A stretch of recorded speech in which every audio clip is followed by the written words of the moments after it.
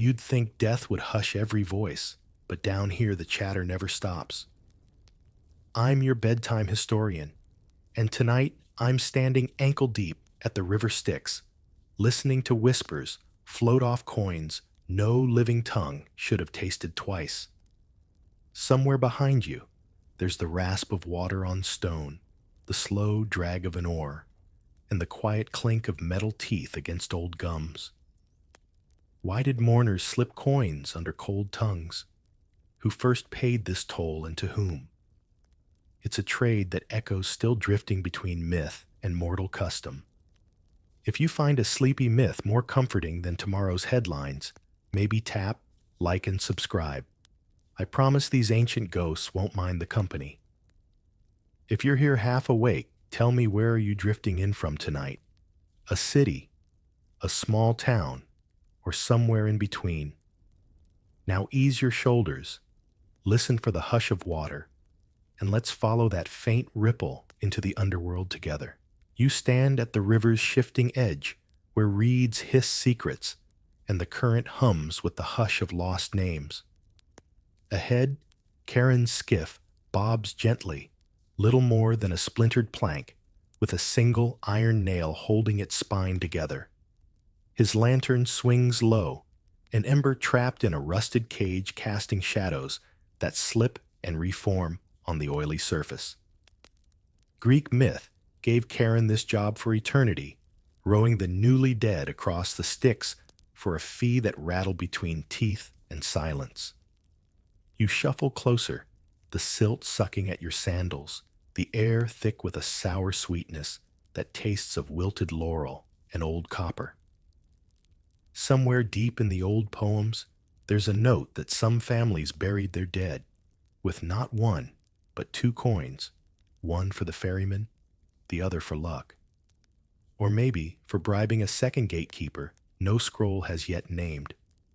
Some scholars still argue whether these coins were literal or just a metaphor. One last transaction to remind the living that death too has a price. Behind you reeds rattle. Charon waits, without waiting, a figure stitched from shadows and the damp chill of forever. His hands look brittle but steady. One grips the pole, the other palms your fare without a word. They say he never speaks, not truly. But if you listen to the hush between the reeds and the drip of water off his boat's prow, you might swear you hear a muttered story or two. You step onto the skiff knees, knocking slightly as the planks rock under your weight. Somewhere downstream, the river folds into darkness so complete that even the moon turns away.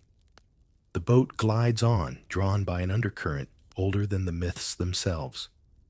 You watch the water slither by, dark as spilled ink.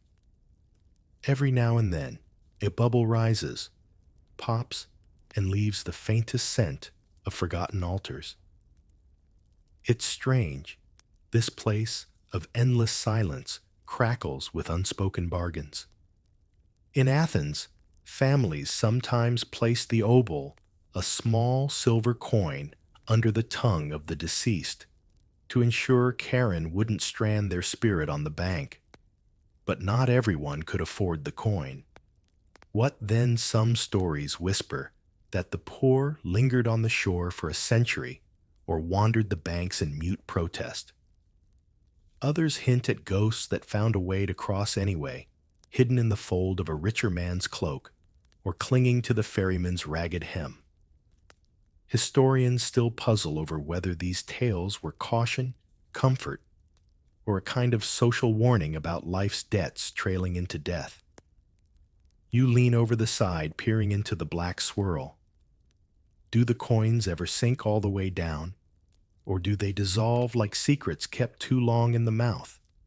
Maybe there's a hoard beneath you, now a treasure trove for a king no living soul would envy. Or perhaps the coins melt into the river's skin, glinting just enough to lure more stories to their watery grave. Charon's pole digs into the muck with a soft grunt. The skiff drifts past a snag of branches that catch at your sleeve, brushing your wrist like a bony hand. You pull back, heartbeat quiet, but quickened, and look up. The far shore emerges a sliver of mud and mist.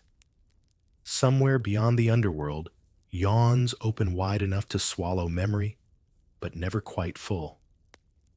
And there, balanced on the cusp of myth and darkness, you realize how clever the Greeks were, how they turned fear of death into a business transaction so mundane it might ease your dread. One coin, one crossing, one promise that no soul need wander alone.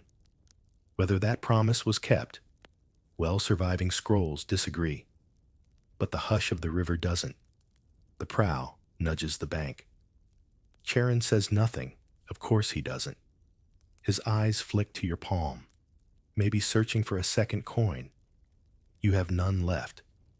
But the skiff doesn't turn you away. You step off into the mist.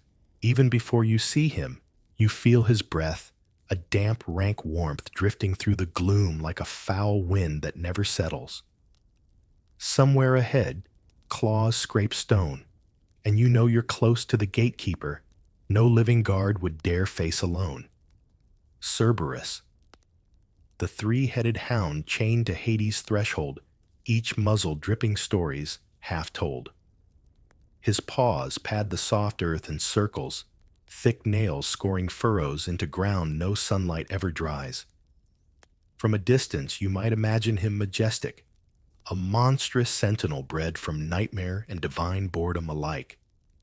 But up close, you catch a whiff of something stranger than sulfur and old blood.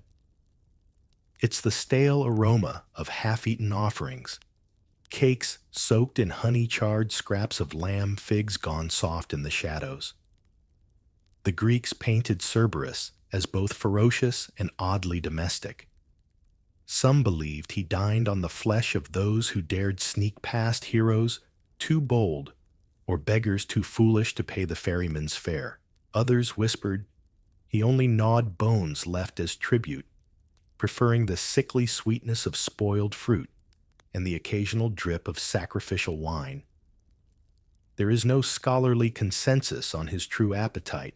Some scrolls offer up a beast insatiable for flesh, others a curiously docile creature bribed with cakes laced with soporific herbs.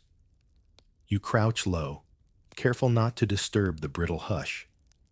One head lifts ears twitching at your heartbeat. Another glares past you, hackles raised at ghosts only it can see. The third yawns wide rows of teeth that glisten with the damp glow of underworld air, and lets slip a sound that is almost a sigh. There's an old, half-forgotten line from a Roman poet that insists Cerberus was once just a normal dog, twisted by grief when his master Hades first claimed the throne. No two scholars quite agree, of course. Some say the three heads symbolize the past, present, and future.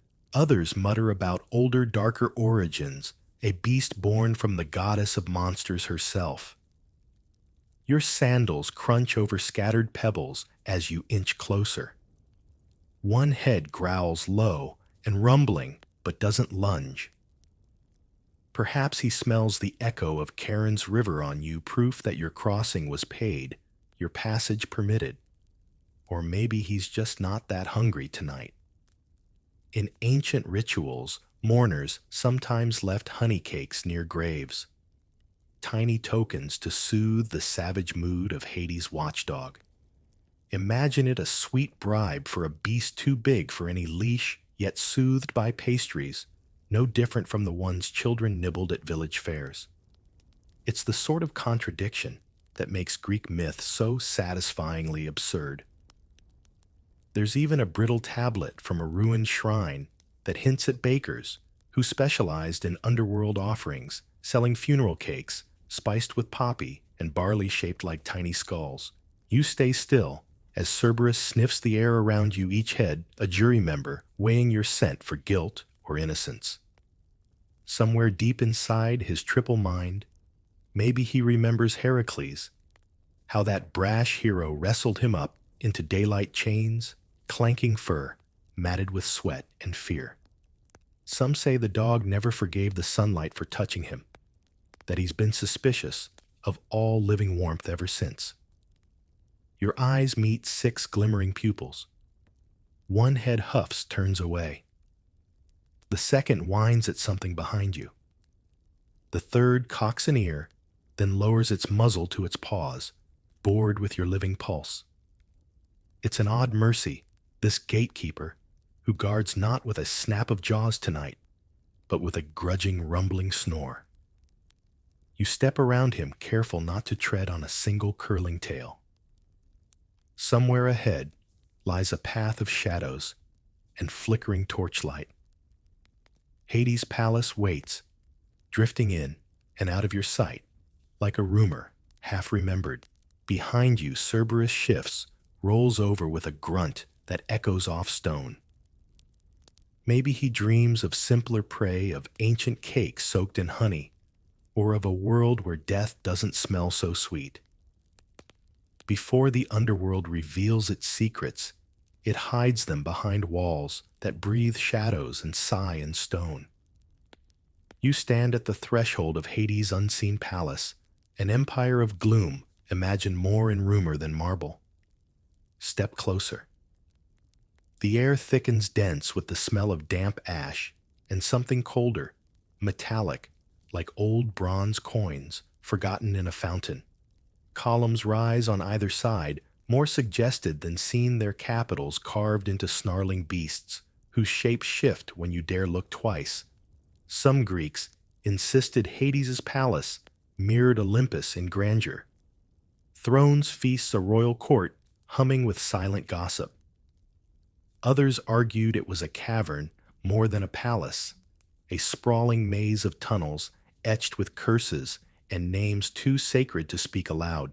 Historians still debate which vision is truer, though neither version feels quite real once you stand here, watching the shadows crawl like restless guests. You drift inside. Torches sputter along the walls, their flames trapped in iron sconces shaped like open mouths. The floor beneath your feet is slick with moisture that never dries, dripping from a ceiling hidden high above. Somewhere faintly, there's the creak of a throne no living hand has polished for centuries. They say Hades sits cloaked in robes darker than the night he governs, brooding patient, his crown forged from the same iron that locks the gates outside. Odd, then, that the Greeks pictured him less as a tyrant than a weary bureaucrat, an immortal caretaker whose job was less ruling and more relentless record-keeping. Some surviving fragments from Orphic hymns suggest his court was quieter than any temple above. No wild feasts, no riotous laughter, just the steady shuffle of scribes, the soft scrape of styluses on clay tablets, a king half listening to pleas he rarely answered. Yet within these walls, rumor had teeth. Whispers tell of flickering apparitions haunting the throne room faces, half-formed, drifting through walls like moths caught in eternal drafts. One myth says shadows here sometimes linger too long, becoming echoes that mutter prophecies to any mortal foolish enough to trespass. Archaeologists still puzzle over tiny offerings found in burial caves, miniature bronze keys. Carved bones hints that the living once bribed these shadows to carry messages deeper than any priest dared to follow. Your eyes adjust slowly. Pillars become clearer, carved with scenes of punishments and rewards, etched in a style so old the lines look like veins in stone. A throne looms at the far end, barely visible through drifts of low mist. Its armrests curve into snarling dogs, jaws agape as if to warn or welcome. Draped over its back is a mantle black enough to swallow the torchlight whole. You stand still, almost afraid to breathe too loudly. The silence here is layered heavy with the weight of all things unsaid. You wonder if Hades himself sits there now, unseen, yet watching, measuring your heartbeat against the hush of his realm. Or maybe he's absent, pacing the deeper tunnels, counting coins with Charon by the river's edge. Some scholars suspect that even in myth, this palace was a trick, a narrative device half dream, half dread conjured, to remind mortals that what comes next is never truly knowable. What remains is this chill, this hush, and the half-shapes drifting through torch smoke. One shadow passes close enough to stir your hair cold as frost gone before you exhale. Somewhere beyond the throne, a door waits, cracked open, just wide enough to spill a whisper of gray light. And in that thin sliver lies the path to the next secret, the judges who wait to weigh your name against eternity's scales. You take a step forward. The mist parts. The throne stands empty. Of course it does. But the hush lingers patient as a debt unpaid. A single corridor curves away from Hades' silent throne, its walls etched with faint lines more warnings than decoration. The path narrows, then broadens again, until you find yourself standing before three figures who have never blinked in centuries of myth. Minos, Rhadamanthus, and Iacchus, judges of the dead.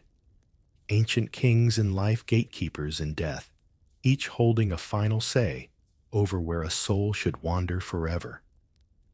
You sense them before you see them, a hush, deeper than the palace itself, a dryness in the air that makes your tongue stick to the roof of your mouth.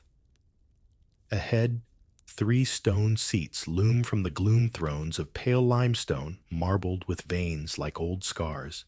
On them sit the judges, neither fully alive nor entirely spirit faces carved from memory and rumor, eyes hollow, yet glinting with a quiet, relentless curiosity. It's said Minos once ruled Crete with a mix of ruthless law and labyrinthine riddles. Now, he listens first, voice soft as dust. Rhadamanthus, the strict one, cross-examines what's left unsaid. Aeacus, ever the mediator, weighs mercy against truth.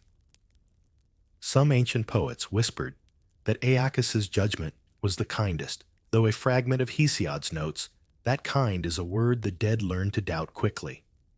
Scholars continue to debate how these three kings came to share such a burden. Was it an honor, a punishment, or just another mythic convenience to explain why some souls drifted one way while others plummeted deeper still? At your feet, the floor shifts marble panels, inlaid with thin brass lines that map out the fates of countless spirits. Each path winds to a carved symbol, a field of flowers, a pit of coiling serpents, a gray plain where nothing stirs. It's here that verdicts were whispered in dreams the ancient Greeks believed. Not shouted, not inscribed, just murmured in the dark, carried on the flicker of a lamp. You try to meet their gaze. Minos tilts his head as if listening to thoughts you haven't spoken yet.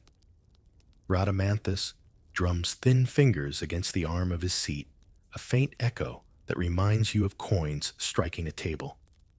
Iacchus shifts a dry rustle, like parchment, turning in a breeze that doesn't blow here.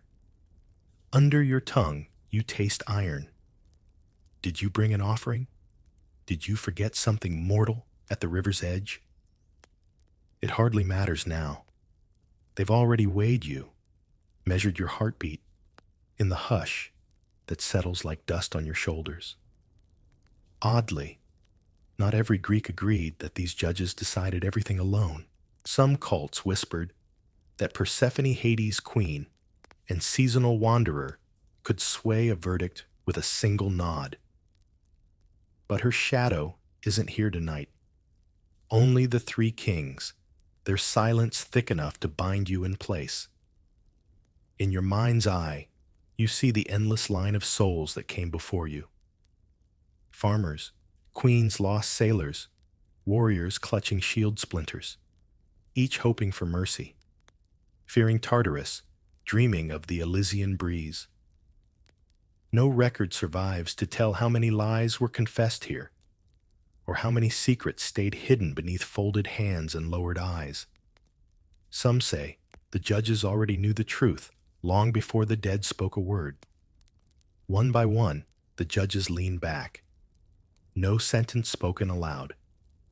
No gavel, or shout, or iron door slammed shut.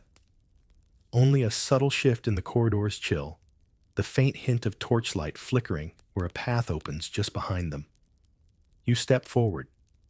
You don't know where you've been sent. Gray fields, flowery meadows, burning pits. Maybe all three, maybe none. The only certainty is the hush that follows you as you pass. And somewhere deeper in this realm waits a field that blooms with the secrets of countless restless souls.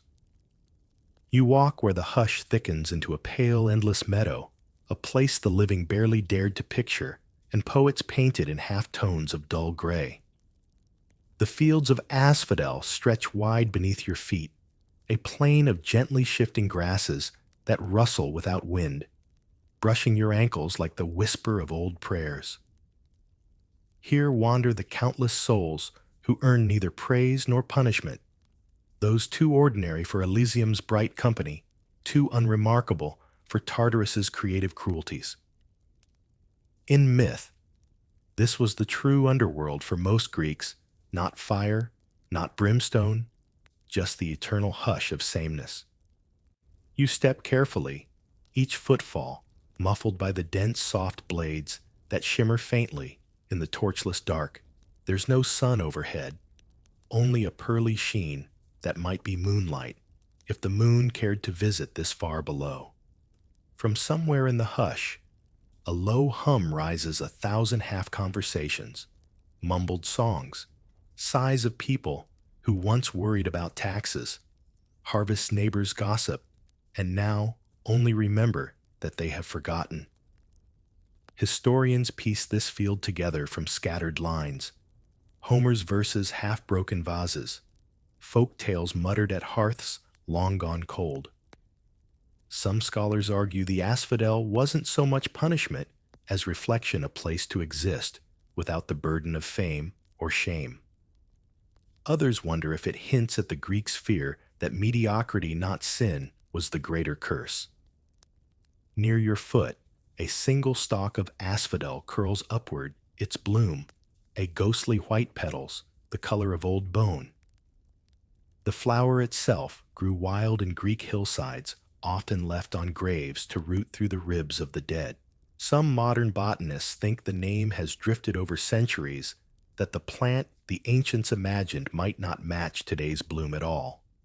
The real blossom, if you could call any of this real, feeds on myth as much as soil. You pass figures drifting like smoke. None speak your name. None even notice you, not really. Some stand in loose circles, eyes half closed, lips moving in silent rituals of memory. You catch a word here, a name, their little sparks of lives, once bright enough to burn, but now swallowed by this gentle dusk. It's not sad exactly. There's a peace in their blankness, a soft mercy in the sameness. No king commands here. No judge returns to weigh their secrets again. They simply drift, sowing the field, with footsteps that never press deeper than a breath. Yet not all myths agree on the stillness.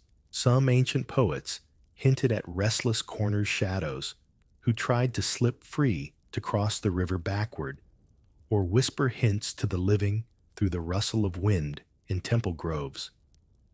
There are fragments, old clay masks, scratched lines on stone, suggesting tiny cults once held midnight rites to call on these drifting souls for gossip or warning. Whether the rites worked, no scroll confirms. Some say the dead here sleep too deeply to answer. Ahead, the gray plain shivers as a faint path opens a soft trail leading away from the hush toward a brighter glade no less mythic than this. You pause, glancing back at the sea of pale blossoms nodding without breeze. For most souls, this was forever a hush so wide that even grief dissolves into petals and soft root. But for a few, the next field waits a promise of gentler breezes and greener flowers, under a sky that might almost remember how to be blue. You step off the asphodel, the hush trailing behind you like a lullaby for all the forgotten. Beyond the hush of the asphodel plain, a gentle breeze finds you faint, but real enough to raise goosebumps on your arms. The ground shifts from gray to a whisper of green, and before you stretches the Elysian fields, the mythic promise for the rare few whose stories merited reward. Here, the Greeks pictured a forever spring where heroes, poets, and the unusually virtuous might stroll beneath soft sunbeams that never scorched nor faded. You stand at the edge of this dreamlike pasture, half wondering if the warm light is memory or invention. Wildflowers dot the grass, poppies, hyacinths blossoms that never wilt. Somewhere a faint harp drifts on the air, though no player reveals themselves.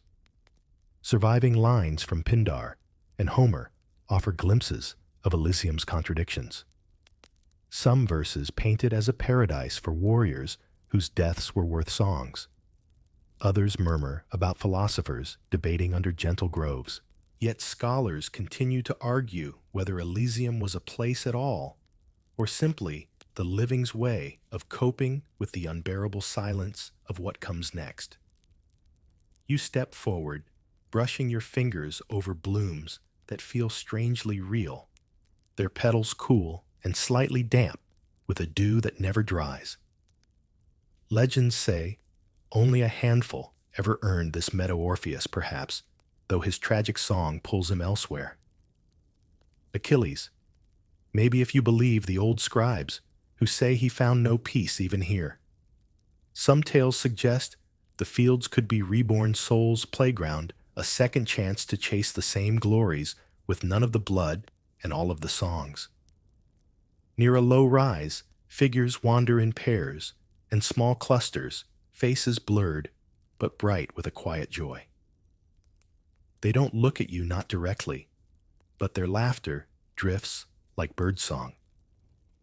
In one corner, a lone figure kneels by a stream that winds gently through the grass, dipping a hand into water, so clear it might be spun glass.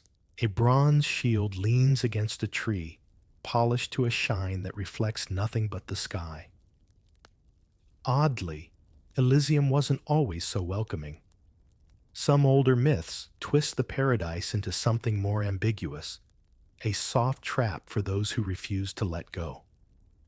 A place where the greatest warriors grew restless, longing for old battles, their swords whispering in the grass. A line on a fragment of pottery shows a hero pacing alone under a tree that bore no fruit eyes, fixed on a horizon that never shifted. You breathe in air that tastes faintly of laurel and fresh mint. Each step hums with promise, yet the warmth here doesn't cling. It drifts weightless, as if reminding you that nothing perfect can hold forever. Some versions of the myth even tucked Elysium far beyond the ocean's edge, unreachable by mortal maps, a dream tucked behind the setting sun. At your feet, the grass bends, but never breaks. Petals stick to your sandals, tiny souvenirs no ferryman would ever accept as fare. In the distance, the fields shimmer gold and green, dancing like mirages. Maybe that's all Elysium ever was, the final kindness of a people who needed to believe that somewhere beyond the hush and the dark, a meadow waited to cradle their best stories in perpetual bloom. A breeze lifts the edge of your sleeve, urging you onward. Somewhere beyond this soft paradise lies a darker truth, a place where poets and priests whispered of punishments too ironic not to endure forever. You step toward the flicker of shadow, waiting at Elysium's farthest edge, where paradise ends and Tartarus begins. Step past the last blossom of Elysium, and you find a hush so deep it hums in your bones, a darkness older than myth, coiled tight at the edge of paradise. This is Tartarus, the pit beneath the pit, where the Greeks stashed the universe's most unsettling stories when no temple walls would hold them. The path here is steeper, slick with trickling rivulets that might be tears, might be poison, might be both. You slip once, catching yourself on a jagged outcrop that pulses with a faint, unnatural warmth. Some say the earth here is alive, stitched together by curses older than the gods themselves. Shadows cling to the walls, moving when you blink. Tartarus wasn't just punishment. It was poetic justice cruelty, sculpted into fables that still make historians shiver with uneasy delight. Tantalus cursed to stand forever thirsty and hungry, while water and fruit drift just out of reach. Sisyphus sweating up his endless slope, the boulder always betraying him at the summit. Ixion lashed to his fiery wheel for a sin no two poets described the same way. Scholars continue to argue whether these figures were warnings, dark jokes, or grim mirrors reflecting mortal folly back at the living. A warm draft slithers past your ankle, carrying a faint whiff of scorched laurel. Some believe Tartarus lay as far below Hades' palace as the earth is below the sky, a cosmic basement locked from both ends. Here, time folds in on itself. Crimes repeat, like songs stuck on the same chilling note. You pause near a ledge that overlooks what might be Sisyphus's hill. Far below, a lone figure strains against stone muscles, knotted sweat flickering in torchlight that isn't really there. The rock slips, rolls, rumbles down. He trudges after it, a ghost of effort repeated so many times it has worn a path deeper than any river could carve. There's a faint echo each time the boulder strikes the valley floor, a punctuation mark that never finishes the sentence. Not all tales from Tartarus are so grand. Some scroll fragments whisper of lesser souls, given small, strange punishments, spinning endlessly like autumn leaves, or muttering confessions no ear will ever hear. There's a rumor, half lost in crumbling papyri, that some spirits here still barter secrets, trading gossip for a moment's respite before the next twist of fate drags them back under. You edge deeper into the gloom, following a trail of flickering torchlight that vanishes behind jutting stones. Once, some cults left offerings here in hidden grottos, scraps of meat, tiny clay models of bound prisoners, charms scribbled with curses to ensure an enemy's crime would echo below long after mortal courts forgot. Whether the offerings worked, surviving records offer only shrugs, brittle and scorched at the edges. Somewhere behind you, a low moan trembles through the rock, a reminder that Tartarus never sleeps. Every punishment here loops, feeding itself like a snake devouring its own tail. The Greeks didn't just imagine consequences, they gave them rhythm iron chains that never rust, laughter that tastes of ash and regret. You step away from the ledge. The path narrows again, and somewhere ahead, a softer light waits. Not mercy, exactly something colder, but kinder. A story that drifts from the pits to the petals. A goddess who split her heart between shadows and springtime. A promise that even Tartarus has an exit if you're willing to bargain with seasons and seeds. You follow the fading echo of the boulder's fall toward Persephone's secret whispered between frost and bloom. Follow the cold hush that drifts like pollen from Tartarus, and you'll find her half here, half gone, the queen of this hush and the promise of spring. Persephone, daughter of grain and flower, wife of shadows, and secrets, the girl who tasted a seed and swallowed a season whole. Step softly as you near her realm. The air here feels different, warmer, almost sweet, with the scent of fresh earth turned for planting. Somewhere underfoot, roots coil and uncoil in the dark, tracing the same path Persephone walks every year when she slips through Hades' door and climbs back into the waking bloom above. You stand in a grove that shouldn't exist this deep below. Thin saplings shiver under a ghostly light that leaks from cracks in the cavern roof. The petals here look bleached pale shades of crocus and narcissus flowers that carried her name in myths told in hushed kitchen corners and echoing temple halls. Scholars still puzzle over how Persephone's story came to bind spring's arrival to the chill of death. Was it a cautionary tale, a farming calendar, or just the Greeks' way of explaining why good things vanish when you need them most? Listen closely. Hear the scrape of seeds slipping through her fingers as she kneels beside an earthen mound. In some stories, she's the victim tricked by Hades, snatched through a crack in a meadow when the ground yawned wide. In others, she's no stolen bride, but a willing queen, hungry for power her mother's fields could never give her. There is no scholarly consensus on which version the Greeks loved more. Maybe both, maybe neither. The seeds she ate 6 pomegranate jewels anchor her to this place half the year, a binding contract sweeter than any coin slipped under a dead tongue. You edge closer. Her fingers trace the soil like a blessing, pressing seeds that glisten red and dark as wine. The hush here buzzes faintly with old songs, Demeter's laments rising through the soil prayers for the daughter lost and the earth turned cold.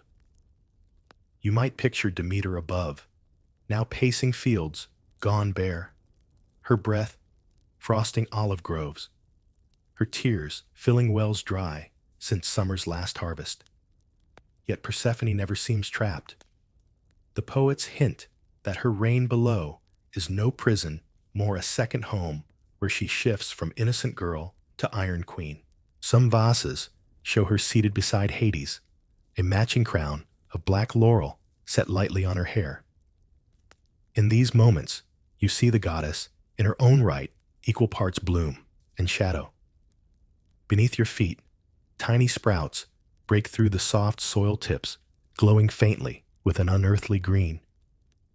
It's said that each time Persephone descends the world above, withers just enough to remember what it lost. And when she rises, life rushes back in wheat heads, heavy with promise, fig trees budding tiny worlds behind every leaf. A breeze finds its way, here impossible, this deep, yet brushing your cheek with a smell of thawed earth and the first shy flowers of spring. It carries whispers, fragments of the Eleusinian mysteries rituals, older than stone, where initiates gathered in flickering torchlight to mourn, to hope, to believe that every seed buried is a promise the cold can't keep forever. Some scraps of ancient hymns suggest Persephone's power wasn't just to vanish, but to return, an idea that made winters bearable when the world seemed stuck in gray sleep. A soft crunch under your sandal draws your eyes to a broken pomegranate half buried in the soil. Its seeds gleam like tiny coals. You wonder if one roll of the dice differently might have kept her here always, or freed her forever. Stories contradict, inscriptions fade, but the seeds remain small anchors that root myth in fields both above and below. Persephone stands dusting her palms. Her eyes flick past you, not startled, not quite welcoming. It's as if you're just another stalk. She'll tend to coaxing your story from the hush when it's ready. She turns, drifting deeper into the grove. Each step trails petals that dissolve into the shadows, like spring's breath turning back into frost. You stand alone now, the hush settling around you, again half winter, half bloom. Somewhere up ahead, the path coils toward stone steps that rise away from this grove. A murmur drifts through the cavern voices of the dead, gathering at an oracle's mouth, hungry to taste secrets they left unfinished. The hush thickens, and you follow wondering what riddles ghosts might whisper when the world above still waits for green. Follow the hush that Persephone leaves behind, and you arrive at a mouth in the rock so wide and jagged it could swallow daylight if daylight ever bothered to visit this far below. This is no ordinary cavern. It is the oracle's hollow throat, a place where the living and the dead once traded secrets like half-remembered dreams. Step inside. The air chills your teeth before it cools your skin, thick with the scent of wet limestone and the faint tang of oil lamps that haven't burned in centuries. In the dark, your footsteps echo off walls scored with ancient scratches lines that might be prayers, curses, or directions for those bold enough to slip questions through the cracks. The Greeks whispered that here in hidden caves like Trophonius or Necromantean, the dead rose just enough to answer the living, if you paid the right price or spoke the right name. Somewhere near the cavern's belly, a pool shimmers a black mirror, reflecting only what you fear. You kneel beside it, half expecting a cold hand to break the surface. Instead, silence drips like water from a cracked jug. Scholars still puzzle over how these oracles truly worked. Were they elaborate priestly theater sweet wine and fumes stirring visions from restless minds? Or did some believers truly hear the dead speak voices echoing up from stone? There's no scholarly consensus, only scraps of accounts inked on frayed scrolls, and a handful of broken pottery shards scrawled with questions. Will I prosper? Will my child live? Who took my sheep? A breeze sighs through a hidden crack above, and for a moment the pool ripples just enough to trick your eyes. A face flickers there, familiar and not. Maybe an old king who once asked the oracle whether his war would succeed. Maybe a mother searching for her lost son. Or maybe just your own reflection blurred by torchlight and too many stories half told. You lean closer. A whisper curls through the cavern like incense. Once pilgrims brought small offerings to feed the shadows, grains, honey cakes, scraps of fleece. Some crawled inside tunnels, so narrow their shoulders scraped stone, hoping that the closer they pressed themselves to the earth, the clearer the voices would come. A few returned wide-eyed babbling riddles. Others never crawled out again, their questions forever wedged between stalagmites and old bones. Outside the main chamber, a faint corridor slopes upward. No clear path, just a rough gouge that legend says led back to the world of breath and sun. But those who sought answers here rarely returned unchanged. A line scratched into a cave wall reads like a warning. Those who ask must listen. Another line, half-faded, twists that warning further. Those who listen must stay. Near the pool's edge, you find the ghost of an offering bowl, cracked clay, its rim chipped like a broken tooth. It still holds something, a pinch of dried laurel, leaves so brittle they crumble when your breath touches them. Some say these leaves were burned to lull the dead awake. Others claim they were tokens to hush a spirit too eager to speak its mind. You settle back onto your heels.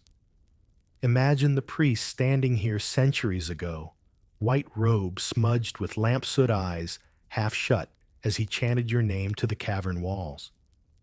Imagine your question, small, desperate, ordinary, swirling into the pool's reflection, hoping the echo that returns is gentle enough to live with. Some ancient travelers scribbled that a true oracle never answered straight. Instead, you'd get riddles lines that looped back on themselves like a snake swallowing its tail.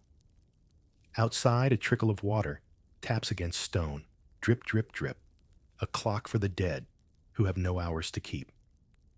You hear a laugh, then faint as wind, maybe your own echo, maybe a voice, remembering how it once lied to a king or comforted a widow with half-truths wrapped in holy smoke. There is no priest here now, no torchbearer to guide you out, only the hush, the pool, the memory of questions that once clung to these cold walls. You stand brushing dust from your knees and step away. The cavern mouth gapes behind you like an unsaid word.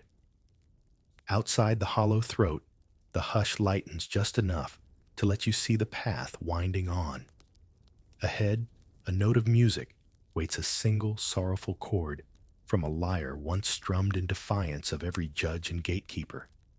A song so sweet, it almost tricked death into giving back what it had already claimed. You follow that echo, ready to hear how love and loss collide in a ballad meant to outsing the underworld's silence.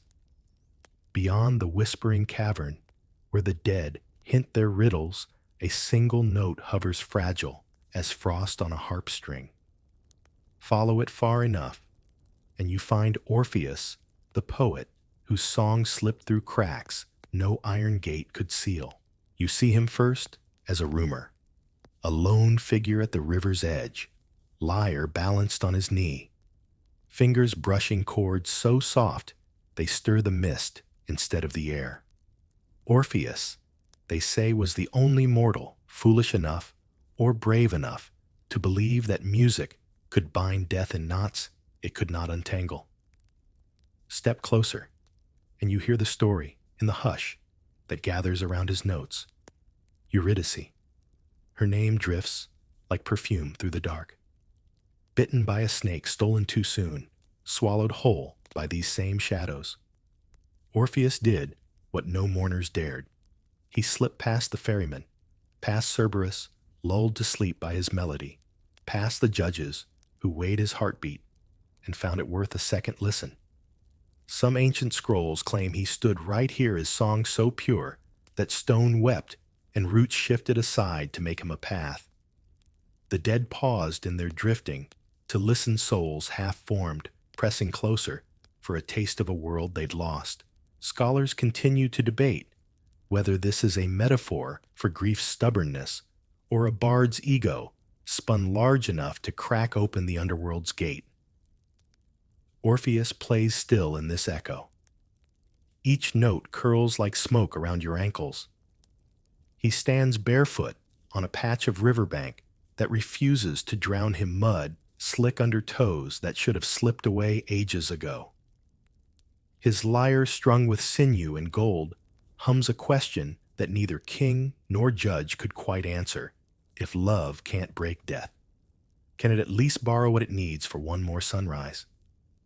You imagine the hush when Hades and Persephone listened, how the queen's fingers twined with seeds and shadows, how the king's brow creased beneath his iron crown.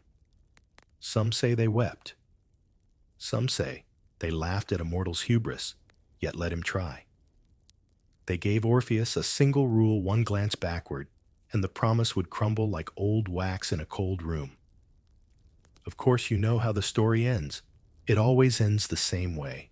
Eurydice rising behind him, footfalls soft as moth wings on marble, her breath catching the faintest bit of sunlight that dared follow them to the mouth of the world above.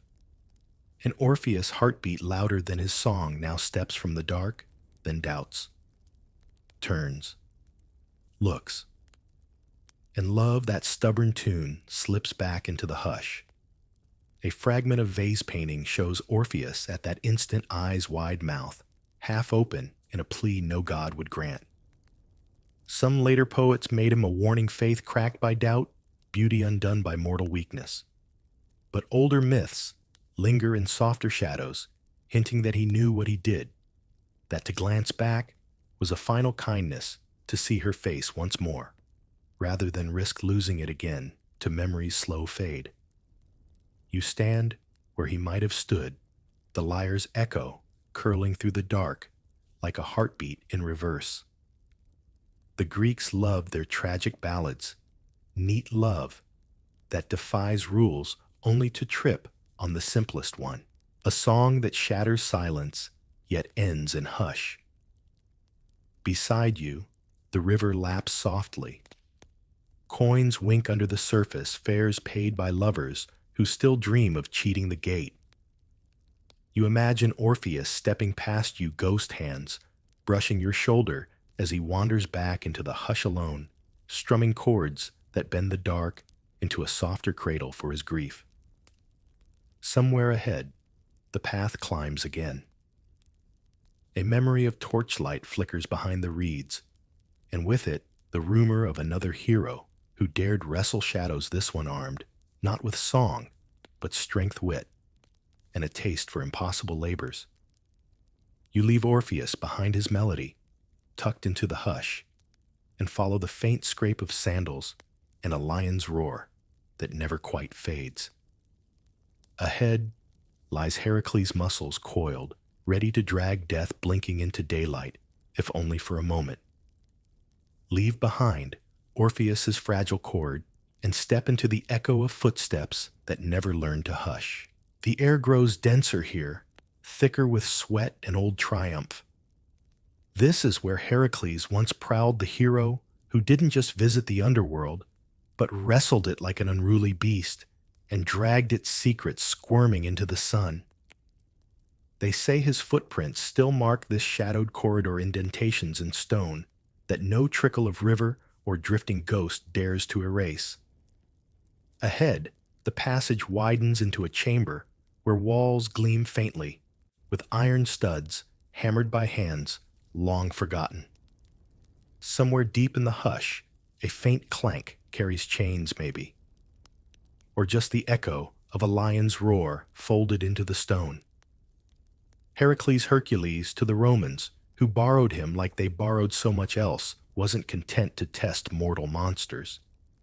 He wanted a prize only the gods hoarded, proof that death could be manhandled if your shoulders were broad enough. The 12th of his impossible labors demanded he bring back Cerberus alive, snarling all 3 heads, drooling under mortal fists. Scholars still argue over what this labor meant.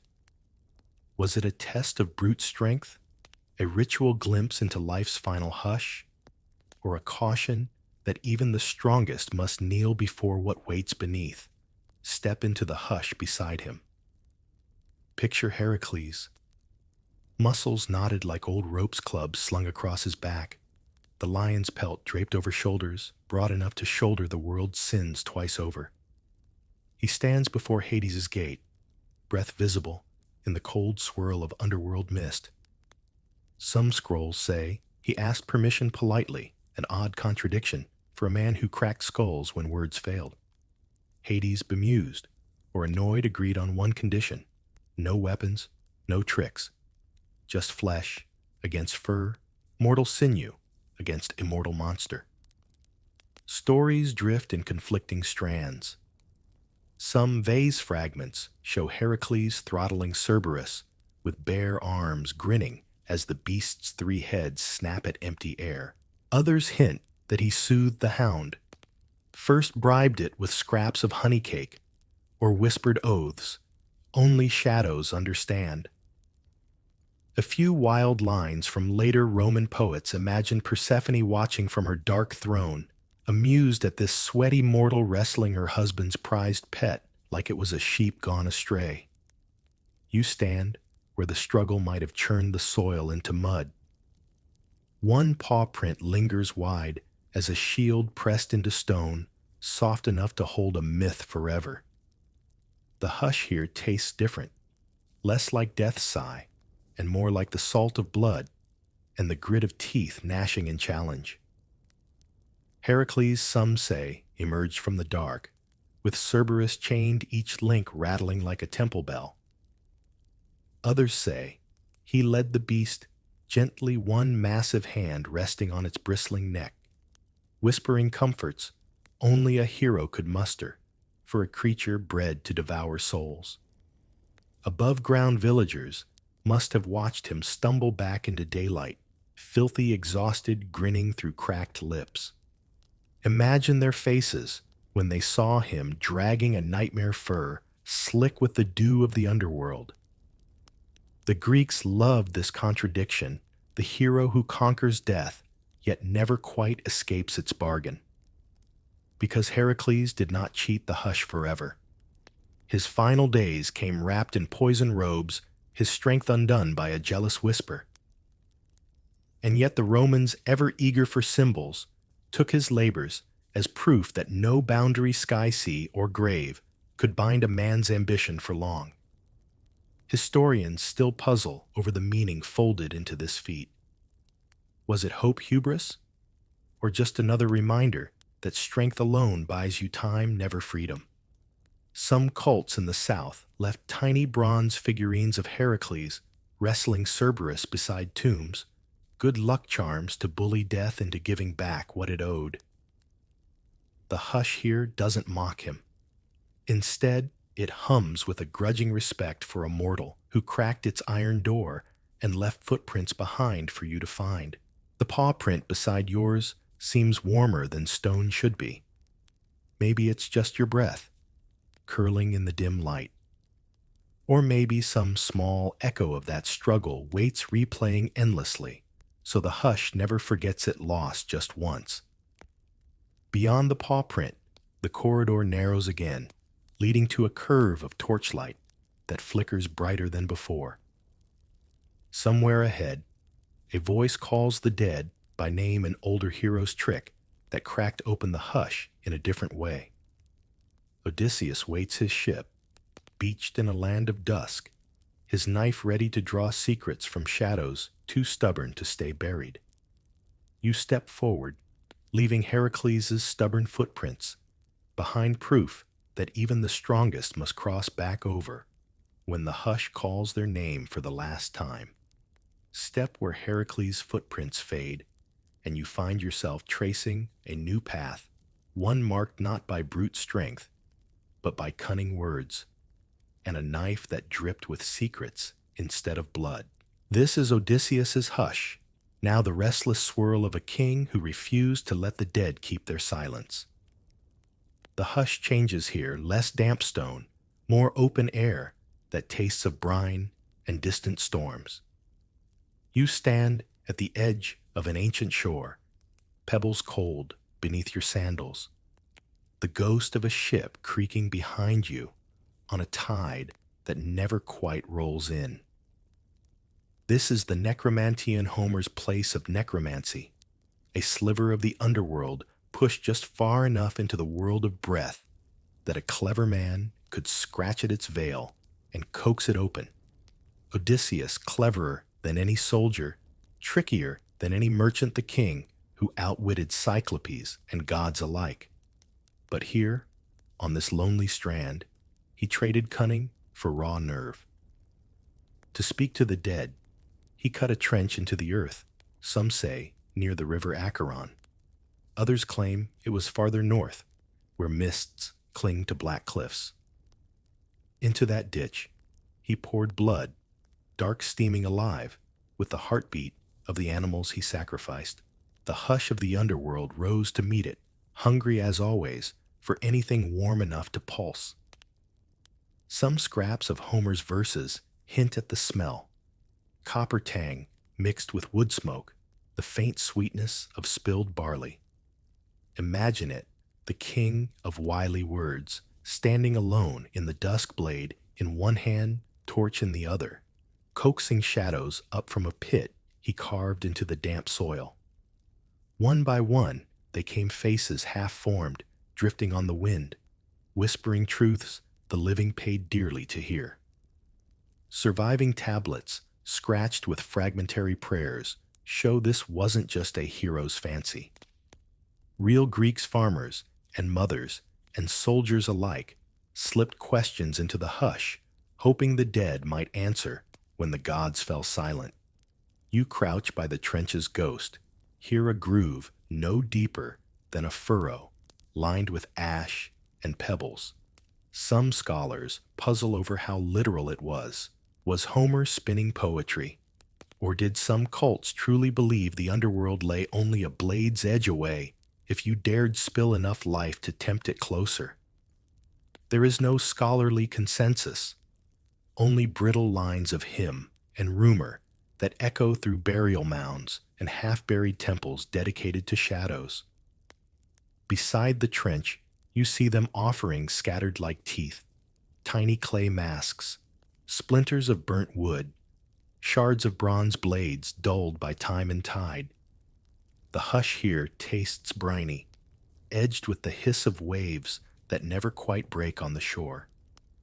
You can almost see Odysseus standing above you, beard salted by the same wind that rattles your sleeves, eyes fixed on the black swirl of the trench, as if it might cough up an answer to every lie he ever told. And they came, those answers. Tiresias, first blind in life, sighted enough in death to weigh the king's fate. He warned of Poseidon's grudge, of the restless sea of cattle sacred enough to ruin every homecoming. Other shadows drifted close to friends and lovers' foes, and soldiers lost to Troy's unmarked graves. Some begged him to remember their names when he returned to the hearth's warmth. Some cursed him for living when they could not. All of them tasted the hush and left its bitter tang on his tongue forever. Imagine the king's knife slipping through his grip, crusted with half-clotted sacrifice. Imagine his fingers brushing the pool's edge, where voices rose in broken lines, half threat, half lullaby. Some scholars say this scene showed the Greeks' fear that memory is the final chain pulling the dead back into the world where they don't belong. Others insist it proves the living will always bargain with hush, convinced the right words can pry loose answers no sunlit oracle will give. The hush thickens as you stand brushing damp soil from your knees.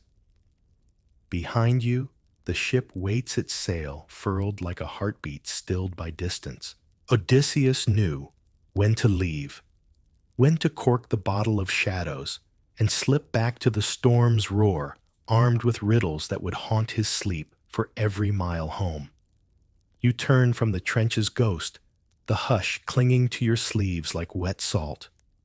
Ahead, the path bends toward marble columns chipped by centuries and repurposed by an empire that borrowed these myths and branded them Roman tales of death, dressed in togas, stories retold to suit a city's iron dreams. You step forward carrying the king's hush in your breath, ready to see how the Romans reshaped this underworld to fit an empire that refused to sleep. Beyond the trench, where Odysseus whispered to shadows, you follow a hush that shifts like a language relearning its grammar. The river's scent fades into dry dust, and olive wood smoke, echoes of sandals on marble, the iron tang of swords polished for parades rather than wars. Here, the Greeks' underworld slips into a Roman toga, reshaped for an empire that demanded old myths serve new rulers. Step into this borrowed hush. Columns rise around you, pale stone stained by centuries of incense and argument. Statues watch with blank eyes. Pluto, instead of Hades, Proserpina, instead of Persephone. Same shadows, new names. The Romans inherited the Greeks' myths, like heirlooms, tweaked them, sanded their edges, gilded their thrones with Latin inscriptions that turned hushed poetry into imperial decree. Somewhere ahead, a marble relief looms. Pluto enthroned a hound coiled at his feet, its 3 heads frozen mid-snarl. In one hand, Pluto holds a key symbol of a gate, none but he may lock or open. In the other, a scepter tipped with iron, forged not for mercy, but for order. Roman poets keen on spectacle doubled down on what the Greeks hinted at, a realm not just of drifting souls, but of civic control. Scholars still debate whether this was faith or propaganda, a way to bind restless citizens with the promise that even death bowed to Roman law. Beneath the hush of this marble hall, the air tastes of old coins and warm oil lamps. Once, families gathered in quiet alcoves like this. Libations dripped onto polished altars, prayers offered not just to soothe the spirits of ancestors, but to keep them loyal to the household's name.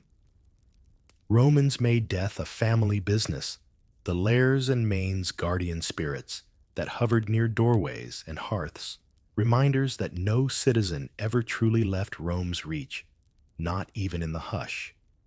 You move past the relief sandals, scuffing mosaic floors, inlaid with stories, Orpheus strumming his lyre under a Roman arch, Cerberus tangled in golden chains held by a senator's marble likeness, Sisyphus caught mid-push, the boulder polished smooth by centuries of curious hands tracing the shape of feudal hope. It's an odd comfort, this hush, rebranded as a lesson in empire myth, tamed into moral and civic duty. Somewhere in the shadows, you catch a flicker of oil light, a household shrine, its clay lamps, still warm from ghostly offerings.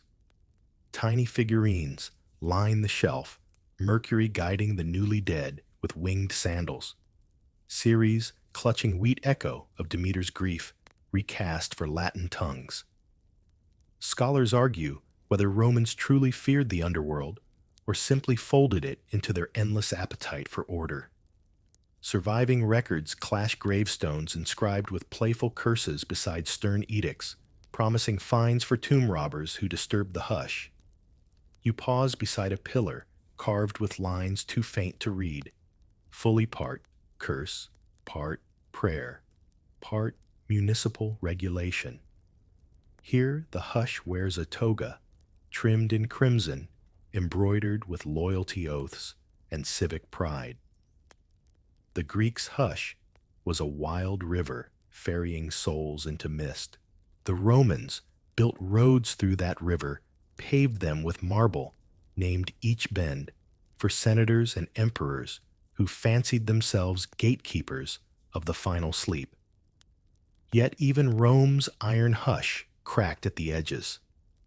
Some folk tales survived murmurs that spirits slipped back through cracks in the city's walls, flickered around tombs outside the gates, lingered by crossroads where they might bargain with the living for a sip of wine or a crumb of bread. Tiny clay lamps found in graves show prayers scrawled in cramped Latin keep watch, keep silent, keep away. Fear and faith sharing a cup under the empire's broad sky. You drift past the pillar into an open courtyard. Here the hush softens, warm breezes teasing the olive branches overhead. A single crow caws from a lintel high above, as if mocking Rome's careful marble hush, with the messy promise that no empire's myths stay tidy forever. At your feet, a cracked tile reveals older stones beneath Greek, beneath Roman myth, beneath marble hush, beneath law. You wonder if Pluto's realm ever felt different to the souls who crossed its threshold, if Proserpina's half-year absence still coiled winter around the vineyards on the Aventine Hill, just as her Greek name once curled frost through the olive groves of Eleusis. You breathe in the mingled hush, Greek shadows folded into Roman stone, and step away from the courtyard. Somewhere ahead, the hush curls again into smaller stories closer to home. Rites whispered at gravesides, odd coins buried in fists to keep spirits docile. A hush less imperial now, more intimate, a bargain struck under the soil to keep the dead quiet and the living undisturbed. You follow that whispering hush toward flickering lamps and the quiet rattle of grave bribes waiting to be spent. Leave behind the marble hush of Rome's borrowed myths and step into something smaller, more human, a hush made of flickering lamps and handfuls of coins pressed into cold palms.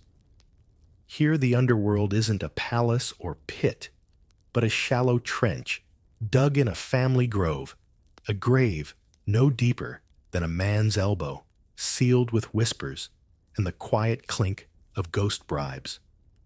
You stand at the edge of a burial field, the soil loose underfoot, soft with centuries of hushed negotiations. Ancient Greeks and Romans alike held fierce beliefs that the dead could wander back if you didn't bind them down with ritual and silver. Some coins crossed the River Styx, others stayed tucked in fists, or slipped under tongues, a quiet insurance policy that restless spirits might mind their place. A breeze rustles the low grass at your feet, carrying the faint scent of burnt offerings, frankincense mixed with the sweet smoke of charred grain. You picture mourners gathered by lamplight family heads, bowing low, muttering lines half remembered from grandmother's stories, pressing coins into mouths, sprinkling wine over packed earth. Surviving inscriptions tell us just enough to guess at the quiet panic beneath these rites. Some families buried iron nails around the grave to pin down a soul too curious for its own good. Others planted garlic and poppies, both believed to confuse or lull a ghost who might rise hungry for warmth. Scholars still argue over how literal these bribes were. Were the coins meant to buy passage or hush a spirit's tongue before it tattled on family secrets to the gods below? Excavated graves sometimes yield dozens of tiny obols hidden in folds of burial shrouds or stitched into sandals. One battered lead tablet, unearthed near an old well, bears a scratched plea, "Be silent, stay dark." A whisper pinned to the hush forever. Step deeper among the graves. At your feet lie shattered pottery shards, once full of honey cakes or bits of lamb. Some graves show signs of visitors who returned long after the funeral fires died down. Small oil lamps, half-burnt wicks still curled like sleeping worms, left at the headstone to warm the hush and remind the ghost someone still cared, or at least feared. In some villages, mourners poured libations directly onto the earth through narrow clay pipes, feeding the hush like a patient pet that needed wine to stay loyal. A flicker catches your eye, an ancient grave, good half buried in soft earth. You kneel and brush away the dirt with your sleeve. It's a thin bronze coin green, with age stamped faintly with an owl's wide eyes, Athena's symbol staring forever at the hush she could never rule. Maybe this coin was meant for Charon's palm. Maybe it was a bribe for the shade itself. Stay quiet, stay down, dream your dream, and don't disturb my sleep. One funeral tablet cracked down the middle warns of what happens if the hush is broken. Curses drifted back through doorways, sickness settling on livestock whispers behind the family hearth that turned warm soup cold in the bowl. Ghosts were gossip's final form, silent unless provoked, powerful if forgotten. Not every bribe was a coin. Some grave pits revealed tiny dolls carved from ivory or bone placed in children's graves to keep them company and calm. Other burials held perfumed beads or scraps of embroidered cloth luxuries that whispered, "Rest well. There's nothing left to want here." In some outlying regions, myths blended with local fears. Snakeskins coiled beneath headstones, shards of mirrors buried face down to blind any ghost who tried to stare back at the living. Historians puzzle over how much was practical faith, how much was a performance for the living heart that beats hard in the hush of fresh grief. A coin in the mouth, a doll by the wrist, tiny gestures to buy peace from whatever watched from the other side of the torchlight. You stand again, brushing loose earth from your knees. The hush here is intimate, as if it curls its breath around your ankles, like a cat dozing in shadows. These coins and broken offerings bind the world above and below, with small bargains struck under flickering stars. No palace, no pit. Just quiet promises murmured into soil that remembers every word. A soft breeze moves through the burial grove, tugging you toward a final question. Why, after centuries and countless coins, slipped under cold tongues. This hush still lingers in nightmares' horror stories, and the flicker of candlelight that makes you glance over your shoulder before you sleep. You follow the hush onward, ready to hear why the underworld, so carefully bribed to be still, refuses to stay buried for good. Step out of the grave grove with your hands still dusted in old soil and coins, and feel the hush stretch wider. No longer pinned under funeral stones or tucked beneath tongues, but rising instead through centuries of fireside tales, flickering ink on horror scripts and dreams that echo with footsteps too soft to hear. This is where the underworld refuses to sleep. This is why it lingers. Walk a little farther, and you find yourself back at the river's edge, though not quite the Styx.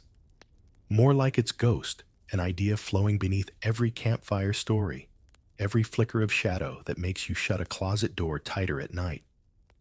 You stand there, toes on damp stones, as ripples catch the faint light of stars that don't belong to any single myth. The hush here feels familiar now, threaded with all the questions the ancients asked when they stared down a mouthful of cold earth. Why does this realm of gloom and coins still drift through our stories? Why does Cerberus bear his triple grin in comic books? Or Orpheus strum his tragic chords in movie scores? Some scholars argue it's simple. The Greek underworld gave us a shape for dread, a map for loss, a hush we could trap inside temples' poems and marble slabs so it wouldn't slip loose into our beds at night. But surviving scrolls and modern screenplays alike whisper the same thing. Some shadows refuse tidy endings. Listen. Even now, you can hear it, the low growl of Cerberus warped into movie monsters, his 3 heads split into nightmares with 100 eyes. The hush beneath the oracle's stone mouth flickers in horror scripts that promise the dead can answer if you bleed enough secrets into the dark. The hush behind Persephone's half-year bargain blooms in Halloween masks and midnight tales told by flashlight, her seeds traded for pumpkin seeds and sweet wrappers. Yet the bargain feels the same. Winter will always come back, no matter how warm the bonfire burns. A soft wind rattles reeds by the water. You picture coins under tongues, not of marble statues, but restless ghosts painted in lurid colors, graphic novels, late-night games, streams of whispered theories on how best to trick the hush into giving up one more truth. The ancient Greeks never sealed the underworld completely. They left cracks in its marble gates, gaps that storytellers pry open every time they wonder what's on the other side. One cracked vase unearthed behind a ruined temple shows a figure caught halfway through the gate, neither living nor gone, clutching a lyre in one hand and a torch in the other. Some say it's Orpheus again.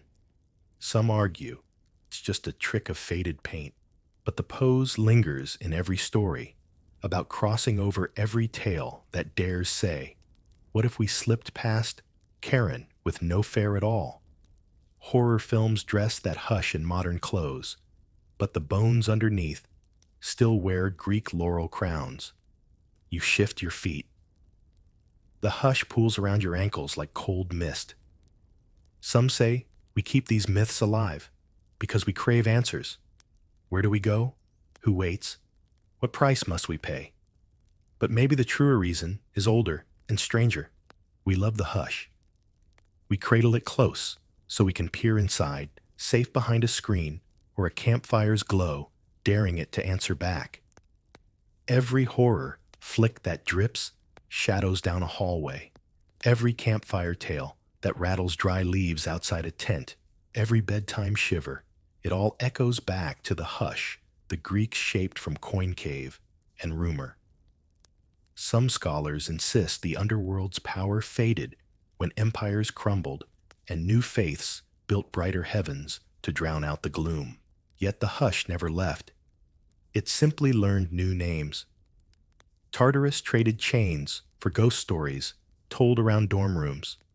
The River Styx ripples through urban legends and video games, where players bargain with grim reapers for one more life.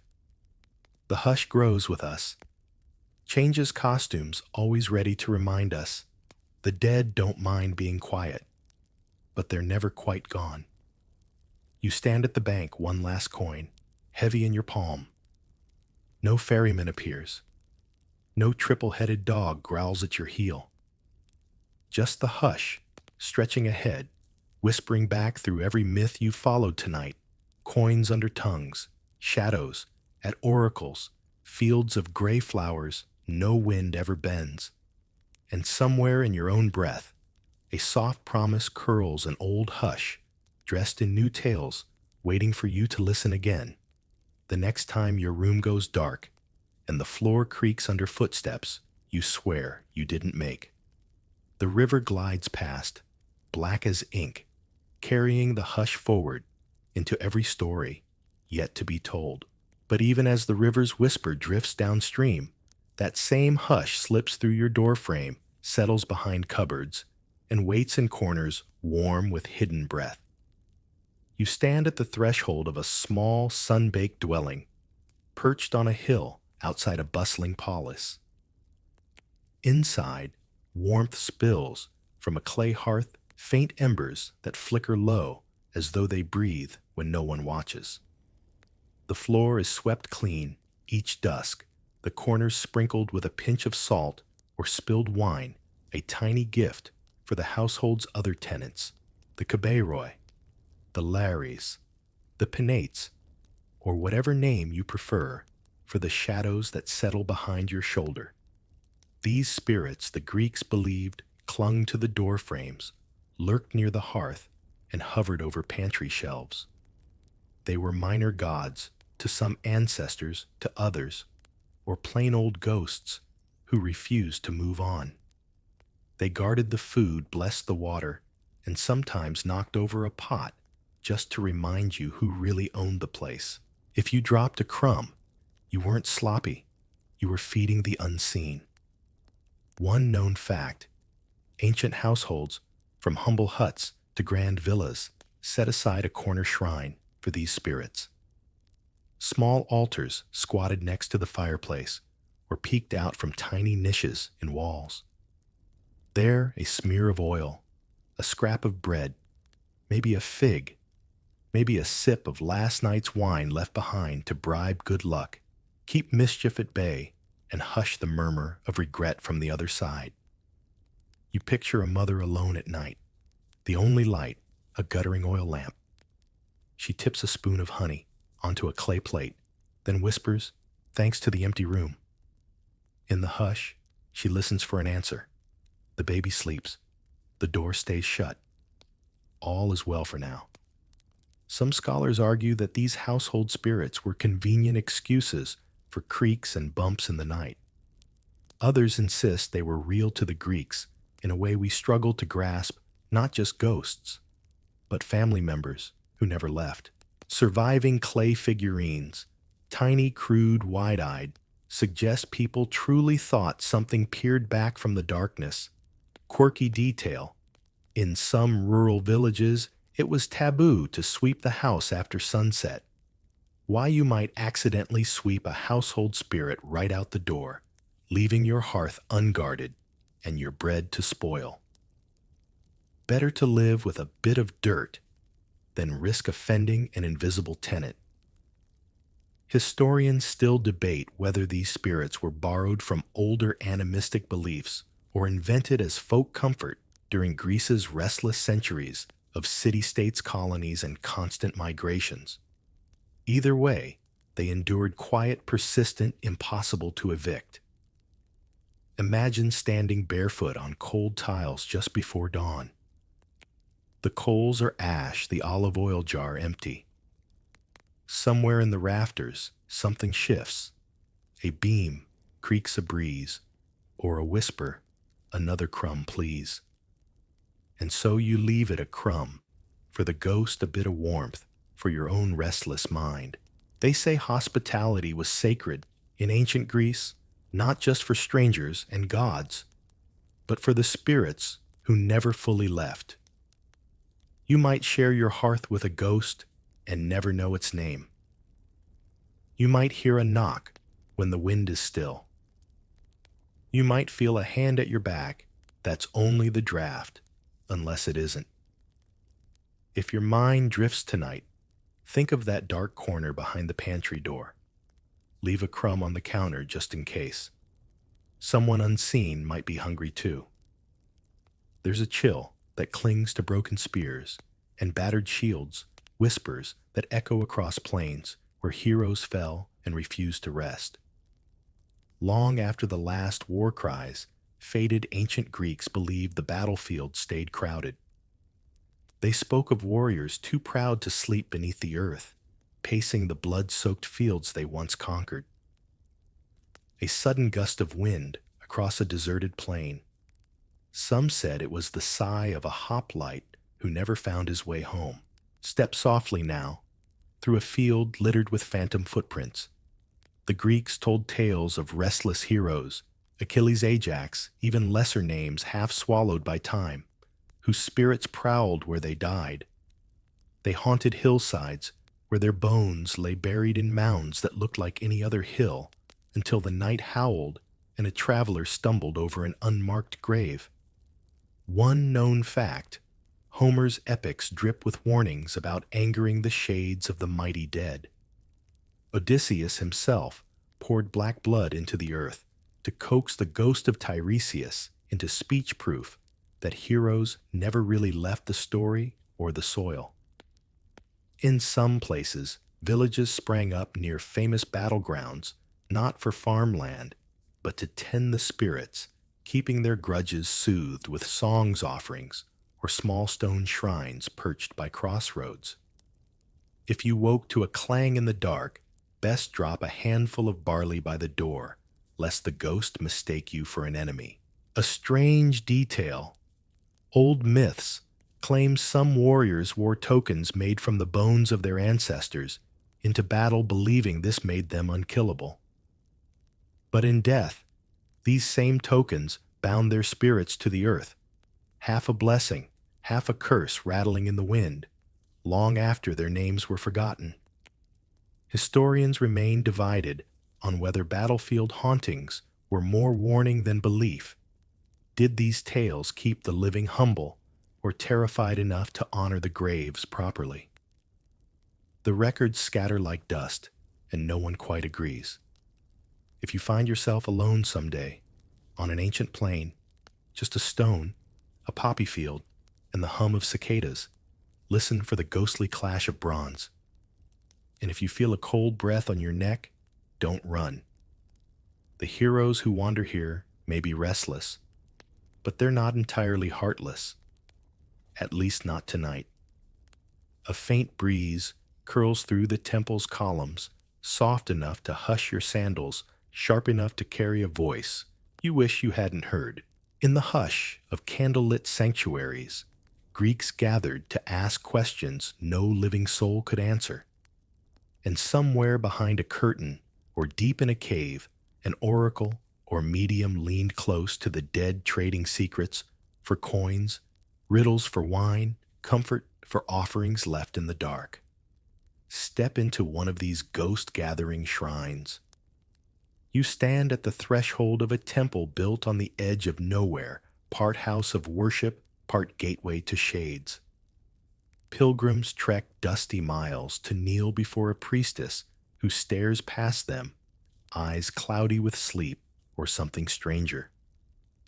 She listens not to the living, but to the drift of voices beneath the floor.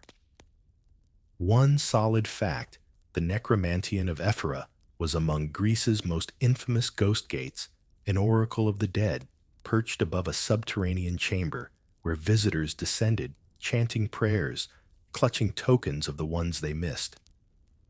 A jug of milk, a twist of wool, a handful of honeycomb to sweeten the conversation. And for the right price, the dead answered maybe. Some mediums puffed hallucinogenic smoke into tunnels, blurring lines between memory and vision. Others whispered half-truths, while acolytes rattled hidden chains to mimic a spirit's arrival. Fraud, or the only way to bridge worlds that refuse to meet odd detail. A few temples offered sleeping rooms where petitioners lay on cold stone overnight, hoping a ghost or god would slip into their dreams. You can almost feel the damp walls pressing close the scratch of straw under your head, the weight of a question you can't quite ask aloud. Scholars still argue whether these oracles truly believed they conjured the dead, or if the rituals were elaborate theater for grief's sake. What's certain is that people kept coming coins in trembling hands, stories coiled tight behind their teeth, desperate for an echo from someone they'd loved too much to bury in silence. If you ever wander near the ruins of Ephyra Crouch Low, press your ear to the cracked stones. The wind might trick you, or you might catch a name yours, or someone you miss whispered from a place where the living have no right to listen. The smell hits you first, sour damp, and tinged with something you'd rather not name.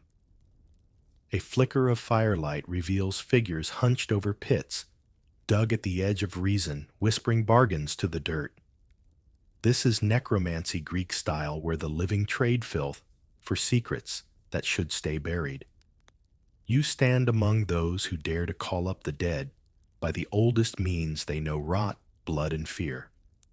Unlike the gilded oracles you've just left behind, these necromancers work on the margins, swamps, crossroads, caves where the sun gives up. They smear rancid food on stone altars, bury scraps of flesh in shallow graves, pour wine until the ground drinks more than the guests do. It's fact, not fancy ancient texts, like the Odyssey hint at grim rituals. Odysseus himself digs a pit, pours libations of honey milk, and the blood of a freshly slaughtered ram to summon the shades. Later, folk magicians mimic these rites, less poetry, more stink. Clay figurines of bound ghosts lead curse tablets folded tight as secrets, bits of spoiled bread crusted in ash left behind for something hungry in the dark. One odd detail: some necromancers demanded their clients stand absolutely silent, as the ghost rose one word out of place and the shade might drag the living down with it. Imagine standing in ankle-deep mud while a voice answers you from the hollow of the earth. Do you trust yourself not to speak? Researchers still puzzle over how much of this was real fear versus ritual drama. Did the necromancers truly believe their filthy offerings lured up shades, or was it a test of how far grief could twist a mind? Some accounts say the conjurers faked voices with hidden pipes and hollow masks. Others swear by the strange tremors that ripple through burial pits at dusk. Next time you feel brave, picture a crossroads at midnight, a patch of soil still warm, where something answered back. The Greeks knew better than to tread too close, but curiosity is stronger than caution.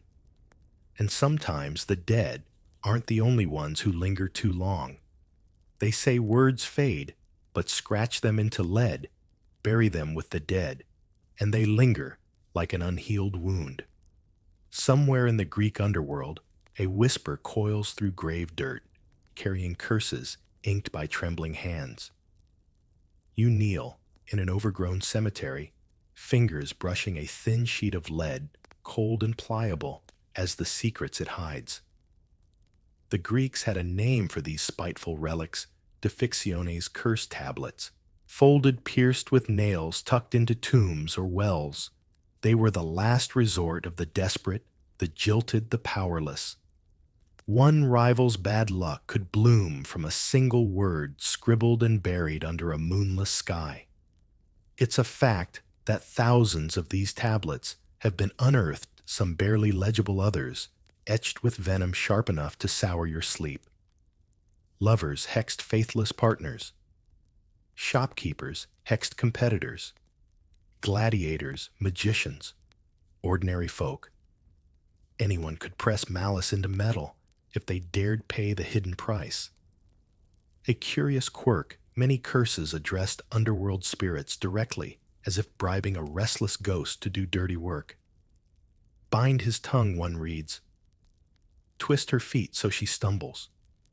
The lead was rolled tight, inscribed in tiny crabbed letters, an iron whisper no living judge could overturn. There's still a scholarly tug of war over whether these were truly believed to work or simply cathartic revenge rituals. Some argue they were cheap magic for those who couldn't afford temple sacrifices. Others see them as a sinister echo of older necromantic rites, whispers to shades more reliable than the gods. Imagine the hush of a graveyard at dusk, an old olive tree, a handful of fresh dirt disturbed. A slip of lead waits below, coiled like a promise no sunlight can bleach clean. Maybe a rival never knows why his fortune sours. Maybe a lover feels her own betrayal echo in her bones. Tonight think about the secrets you'd bury if you could. Whose name would you fold into the dark? And if you listen hard enough, would the earth answer back? There's a hush between the tombstones, a hush that once carried songs so mournful they made the living shiver, and the dead stir in their sleep. Imagine standing at the edge of an ancient Greek funeral, clutching a small oil lamp, while voices rise and fall in a lament now lost to memory. No sheet music, no surviving verses, just the echo of grief carried down generations by rumor and half-remembered refrains. In the days when city-states bristled with temples and bustling markets, death was not a quiet thing. Families hired professional mourners, three-nodes, who wailed and chanted around fresh graves, weaving stories of the departed into melodies that flickered like candle flames in the wind. These songs weren't only for the living. They were invitations for the dead to hear their own name carried one last time above ground. One verified fact, some funerary songs were so elaborate that they required entire choirs, lyre players, and flute masters to create a single dusk-to-dawn vigil. Lyrics spoke of heroic deeds, domestic gossip, whispered regrets, tiny details that stitched the dead back into the fabric of the living, if only for a night. The air must have trembled, with every note carrying grief and pride in equal measure. A curious detail drifts up from fragmentary records. In certain remote regions, mourners would scratch simple verses onto shards of pottery or broken tiles, tiny relics left on tombs, prayers pinned like fragile moths to stone. Some scraps survive, but the music is gone, vanished into silence. Historians continue to argue whether these songs faded because they weren't written down or because later faiths feared their power to keep old ghosts too close. Picture this. A narrow path winds through a moonlit necropolis, the grave markers crooked like teeth. A group gathers under cypress trees, candles flickering in oil-filled clay bowls. A young girl sings first, her voice thin, cracking on the higher notes, but carried by the steady drone of a reed flute. Next, an older man, maybe her father, answers in a rough baritone. Their lament tells of a grandmother who taught weaving and once saved a cousin from drowning mundane scraps that bind her ghost to the hush of the family's nighttime vigil. It's said some believed these songs worked like ropes, holding spirits close for a while, urging them to linger among the warm bodies, the smell of figs and baked bread, the taste of watered wine. Not to haunt exactly, but to hover, restless, yet welcome. And yet, as centuries rolled on, these laments slipped through the cracks of history. Christianity arrived with new prayers, new burial rites, new promises of a heaven that had little room for wandering shades who might show up at your door if you hummed the wrong tune at dusk.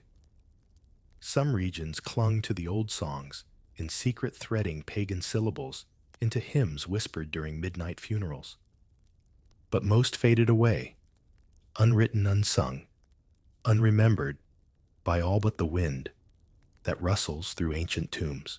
There's no scholarly consensus on how many of these songs once existed or how they truly sounded. Surviving mentions are tantalizing just enough to spark arguments in dusty archives. Were they simple chants, or did they carry subtle harmonies now lost to ears that only know echoes? No one agrees, and no one ever will. The voices are gone. The shadows remain. So if you find yourself alone near an old graveyard, Greek or otherwise, pause a moment. Hum something tuneless. Listen to the wind. Brush past marble and moss. Maybe a note drifts back, borrowed from a song that once made the living weep, and the dead stand a little closer to the warmth of the living world. Next time you light a candle or whisper a name into the dark, think of those vanished laments, unwritten lullabies for ghosts who never asked to be forgotten. And if you catch yourself humming in the silence, don't stop. Someone might be listening. The moon hangs low over the city, spilling silver light across courtyards and colonnades. But in one quiet household, the real guests of honor arrive long after the doors are bolted shut. For one night each year, the living in ancient Greece laid out humble feasts for the dead, ghostly banquets whispered about in shadows and half-remembered prayers. Imagine you're there. The hearth flickers with fresh embers, the table draped with simple linen bowls of honeyed figs and bits of bread left untouched by mortal hands. A family gathers voices, hushed eyes darting to corners where the shadows shift just out of reach. The air tastes of smoke and anticipation. You don't speak too loud. You don't laugh too freely. Tonight is for those who once sat beside you, but now linger just beyond the threshold. One solid fact: these ghost festivals, sometimes woven into larger religious rites, like the Anthesteria, invited spirits back among the living, not in fear, but in careful respect. For 3 nights, Athenians unsealed the wine jars of the new vintage toasted Dionysus and set out plates for the wandering dead who might be thirsty too. At the end, doorways were sprinkled with holy water and bitter herbs to gently nudge any lingering shades back to the underworld. What makes it delightfully peculiar is that these festivals straddle joy and dread in equal measure. Revelers laughed, drank, sang bawdy songs, yet tucked protective amulets under pillows when they staggered home, just in case a ghost mistook hospitality for a permanent invitation. The gods might forgive a forgotten libation. The dead were less patient. A curious detail floats through fragments of ancient comedy. Some households whispered, "Out Eucharist, the Anthesteria is over," as they swept the floor at dawn.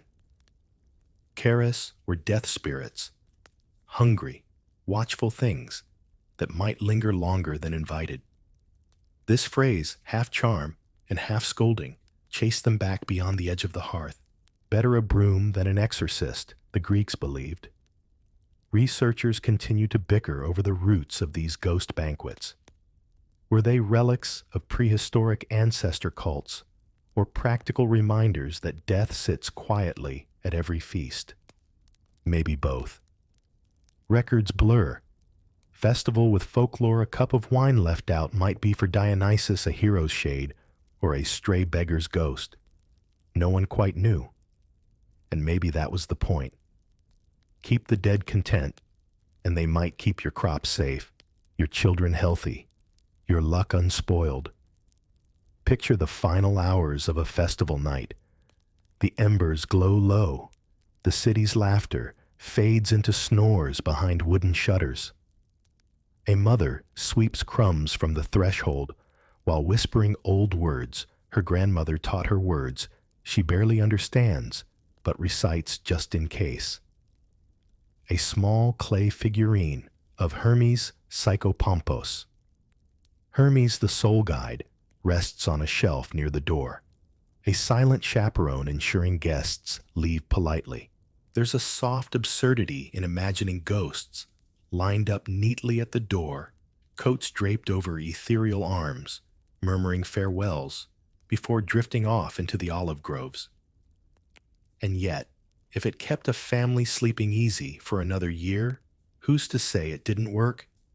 If you find yourself lighting a candle on a quiet anniversary or setting an empty chair at your table for a guest who never arrives, know you're not so different from those ancient Greeks.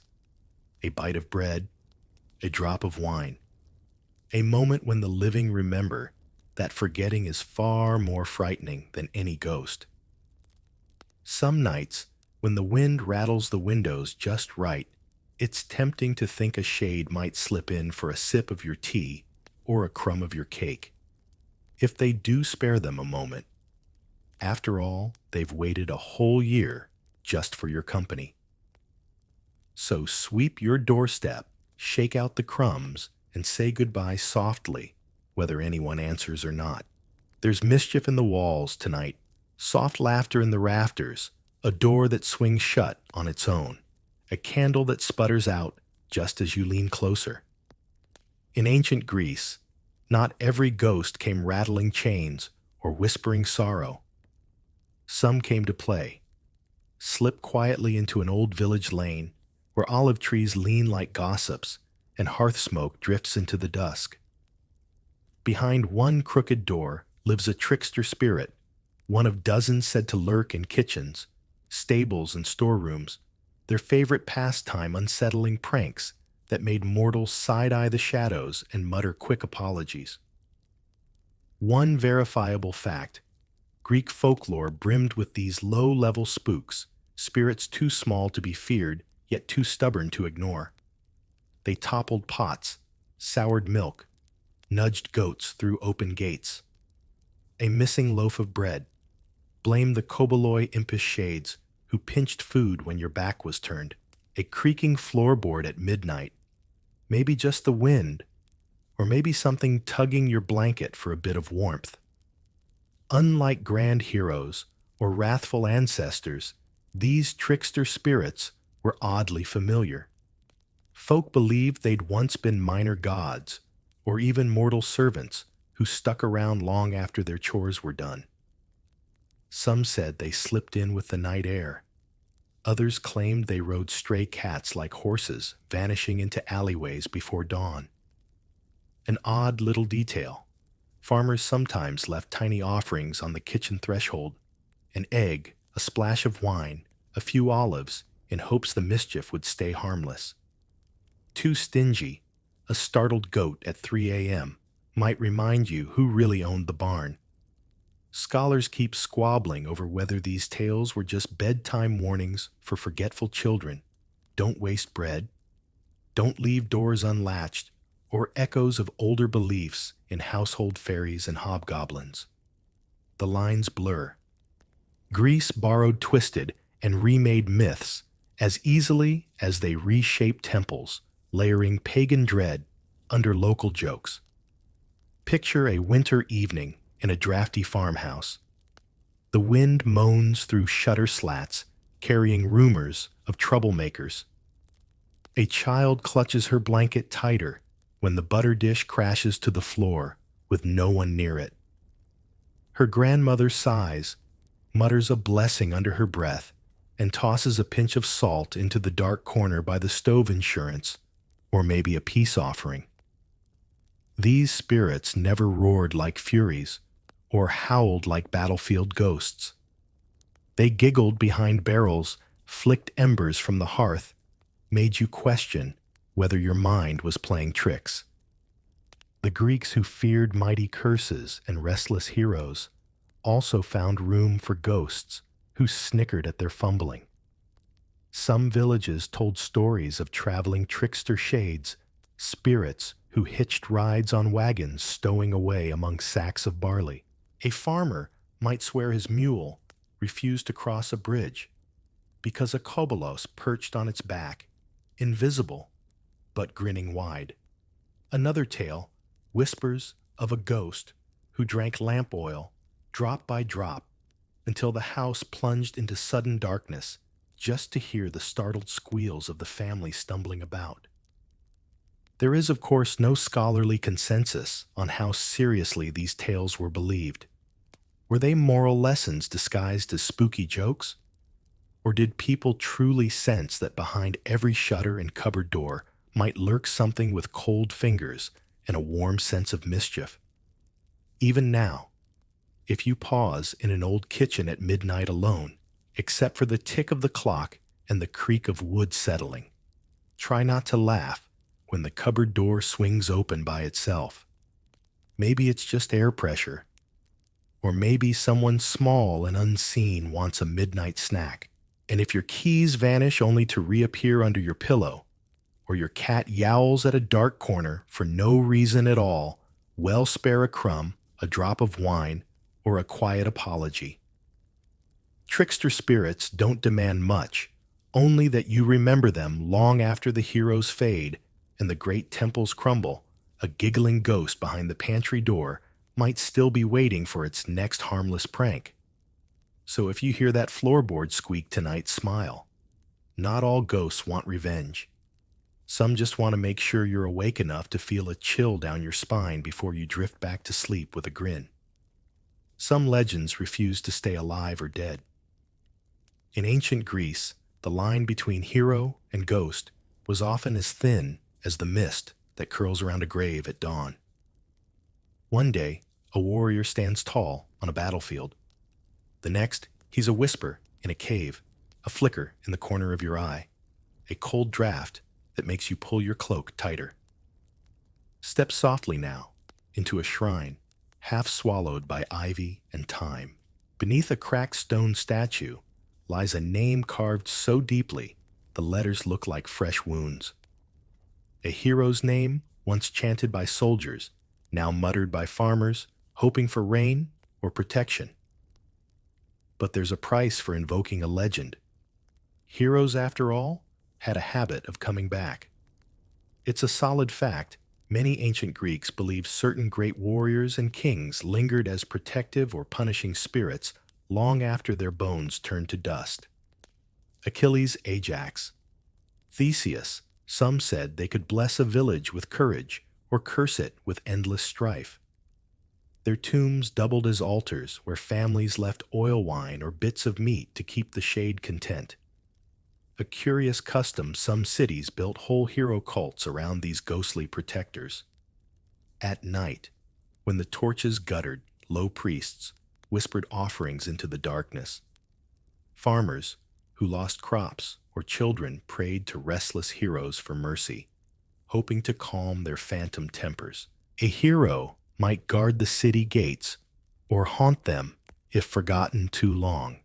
One odd detail drifts up from scattered texts in Sparta. Young boys sometimes slept near the supposed tombs of legendary warriors to absorb their courage. Whether they found bravery or only nightmares is a question lost to the wind.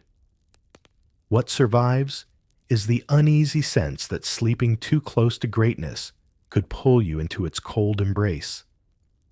Scholars still squabble over whether these hero ghosts were pure myth-local propaganda or the last breath of older ancestor worship. The line blurs like torchlight on wet stone. Some graves bristled with gifts centuries after the hero's life faded into rumor. Bones, wine jars, iron weapons buried beside broken helmets, proof or props, no one agrees.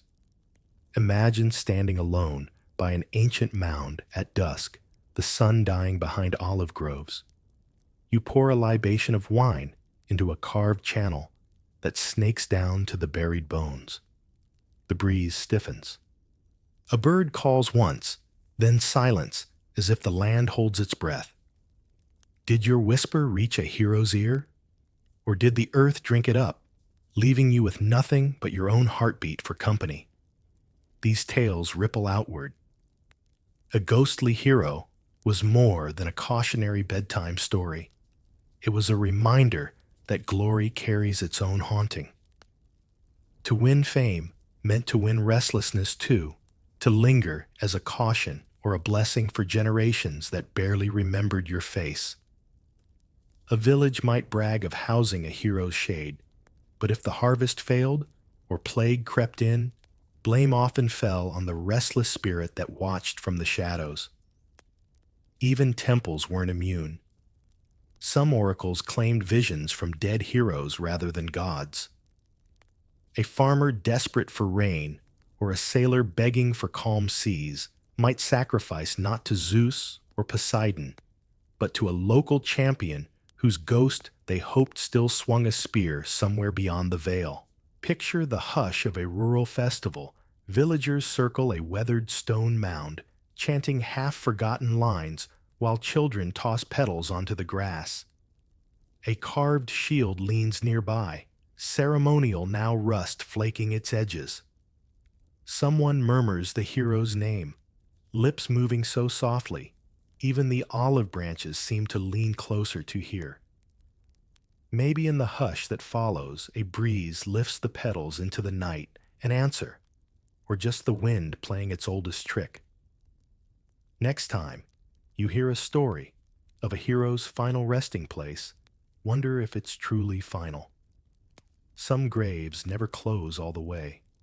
Some legends tap your shoulder when you least expect it, reminding you that the line between myth and ghost is only as strong as our need to remember or our fear of being forgotten. So tread gently if you pass an old mound or a cracked shrine on a hillside path. Offer a sip of wine. Whisper a name. Heroes who became ghosts might not speak back, but they're always listening, waiting to remind you that history never really sleeps. The door creaks just once in the dark, a sound so small you almost blame the wind, the house settling, or your own restless mind. But in ancient Greek homes, that soft groan might have meant more. It might have been an ancestor whispering from the family tomb, reminding you that walls are thin and memory is even thinner. Come closer to a modest courtyard tucked behind stone walls, draped in vines, and the scent of drying herbs. A family gathers around a small shrine, nothing grand, just a carved stone shelf above an urn or a wooden box that holds the ashes of those who came before. They light a lamp, pour a few drops of wine, murmur old names that taste strange on young tongues. To the Greeks, the dead weren't gone. They were only waiting, perched just behind the mortar and clay. One concrete fact: most households kept tombs nearby, sometimes within the property or just outside the city gate. Burial grounds weren't distant solemn fields. They were an extension of home life. Children played near grave markers. Women swept family plots as they swept kitchens. Death sat at the table in spirit, if not in flesh. A curious practice lingers in surviving writings. Greeks believed the dead could speak through dreams and through the tiny creaks of an old house. A sudden groan in the rafters. Maybe your grandfather reminding you to oil the hinge. A cold breeze slipping under the door. Perhaps a long-gone aunt scolding you for forgetting her favorite dish at the yearly feast for the departed. It wasn't always fearsome. These whispers were guardianship, as much as haunting and intimate domestic echo of the hero cults and battlefield ghosts. Here the spirits needed no grand tombs or lavish shrines. A cracked clay pot near the hearth might hold your mother's ashes. A fig tree in the corner of the yard might mark where your cousin rested. To live among these whispers was to keep death close enough to talk to, but not so close you couldn't sleep. Historians debate how literally these household tomb tales were taken.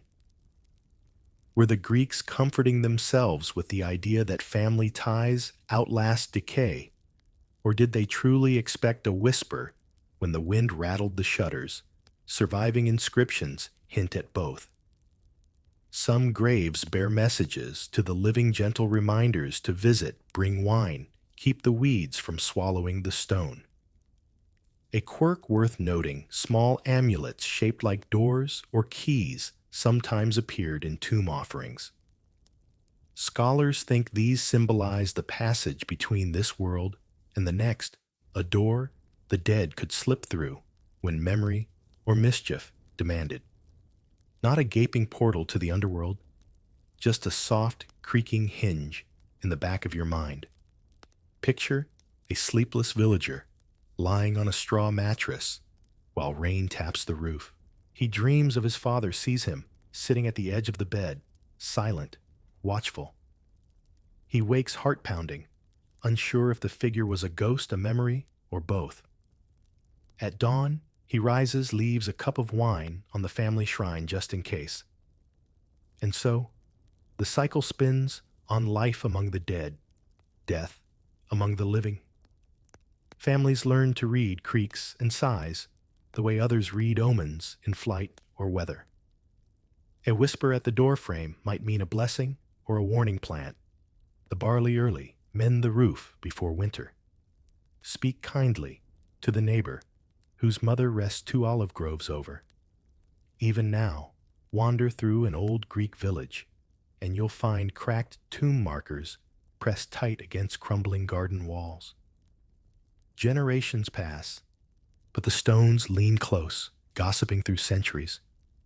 No grand mausoleums, no distant cemeteries, just memory nestled where life happens. The threshold, the courtyard, the warm hush of a kitchen at dusk. Next time your floorboards creak when you're alone, smile. Somewhere, a thin voice might still care enough to remind you to mind your house, your family, your place in a line that stretches backward further than any lamp's flicker can reach. And if you catch yourself whispering goodnight to an empty room, know you're only keeping an old promise alive that no one truly leaves while their name still echoes behind closed doors. There's a tug behind your eyelids as you drift off, an image that doesn't belong to you, a word you don't remember hearing spoken aloud. In ancient Greece, they would tell you not to brush it aside. Dreams, they believed, were doorways. And sometimes, the ones who stepped through them weren't gods or living souls at all, but spirits carrying secrets in the hush between sleep and waking. Imagine lying on a hard straw pallet inside a cool stone house. The night hums with cicadas, but your mind is far from the rattling chirr of wings. You're crossing a river you've never seen. A familiar face appears on the bank, someone long gone, perhaps an uncle who never met your children. He lifts a hand. He mouths a warning or a promise. You wake up damp with sweat, certain you've heard from the other side. One solid fact: ancient Greeks thought dreams were far more than the brain's idle chatter. They built entire rituals around decoding what the dead said when the body slept. Families placed small offerings near the bedsprigs of laurel bowls of barley to invite benevolent spirits to share glimpses of what lay ahead. This wasn't idle superstition to them. Oracles at famous sanctuaries like Delphi and Epidaurus sometimes relied as much on dream messages as on spoken prophecy. Pilgrims would spend nights in temple dormitories, lying on stone slabs, hoping for a vision, a ghostly ancestor drifting close enough to whisper clues about a harvest, a voyage, a marriage. These dreams weren't private either. The next morning, priests or dream interpreters listened carefully and wove cryptic words into advice that could shape a family's whole future. A curious detail: special incantations were sometimes muttered before sleep to steer dreams in the right direction.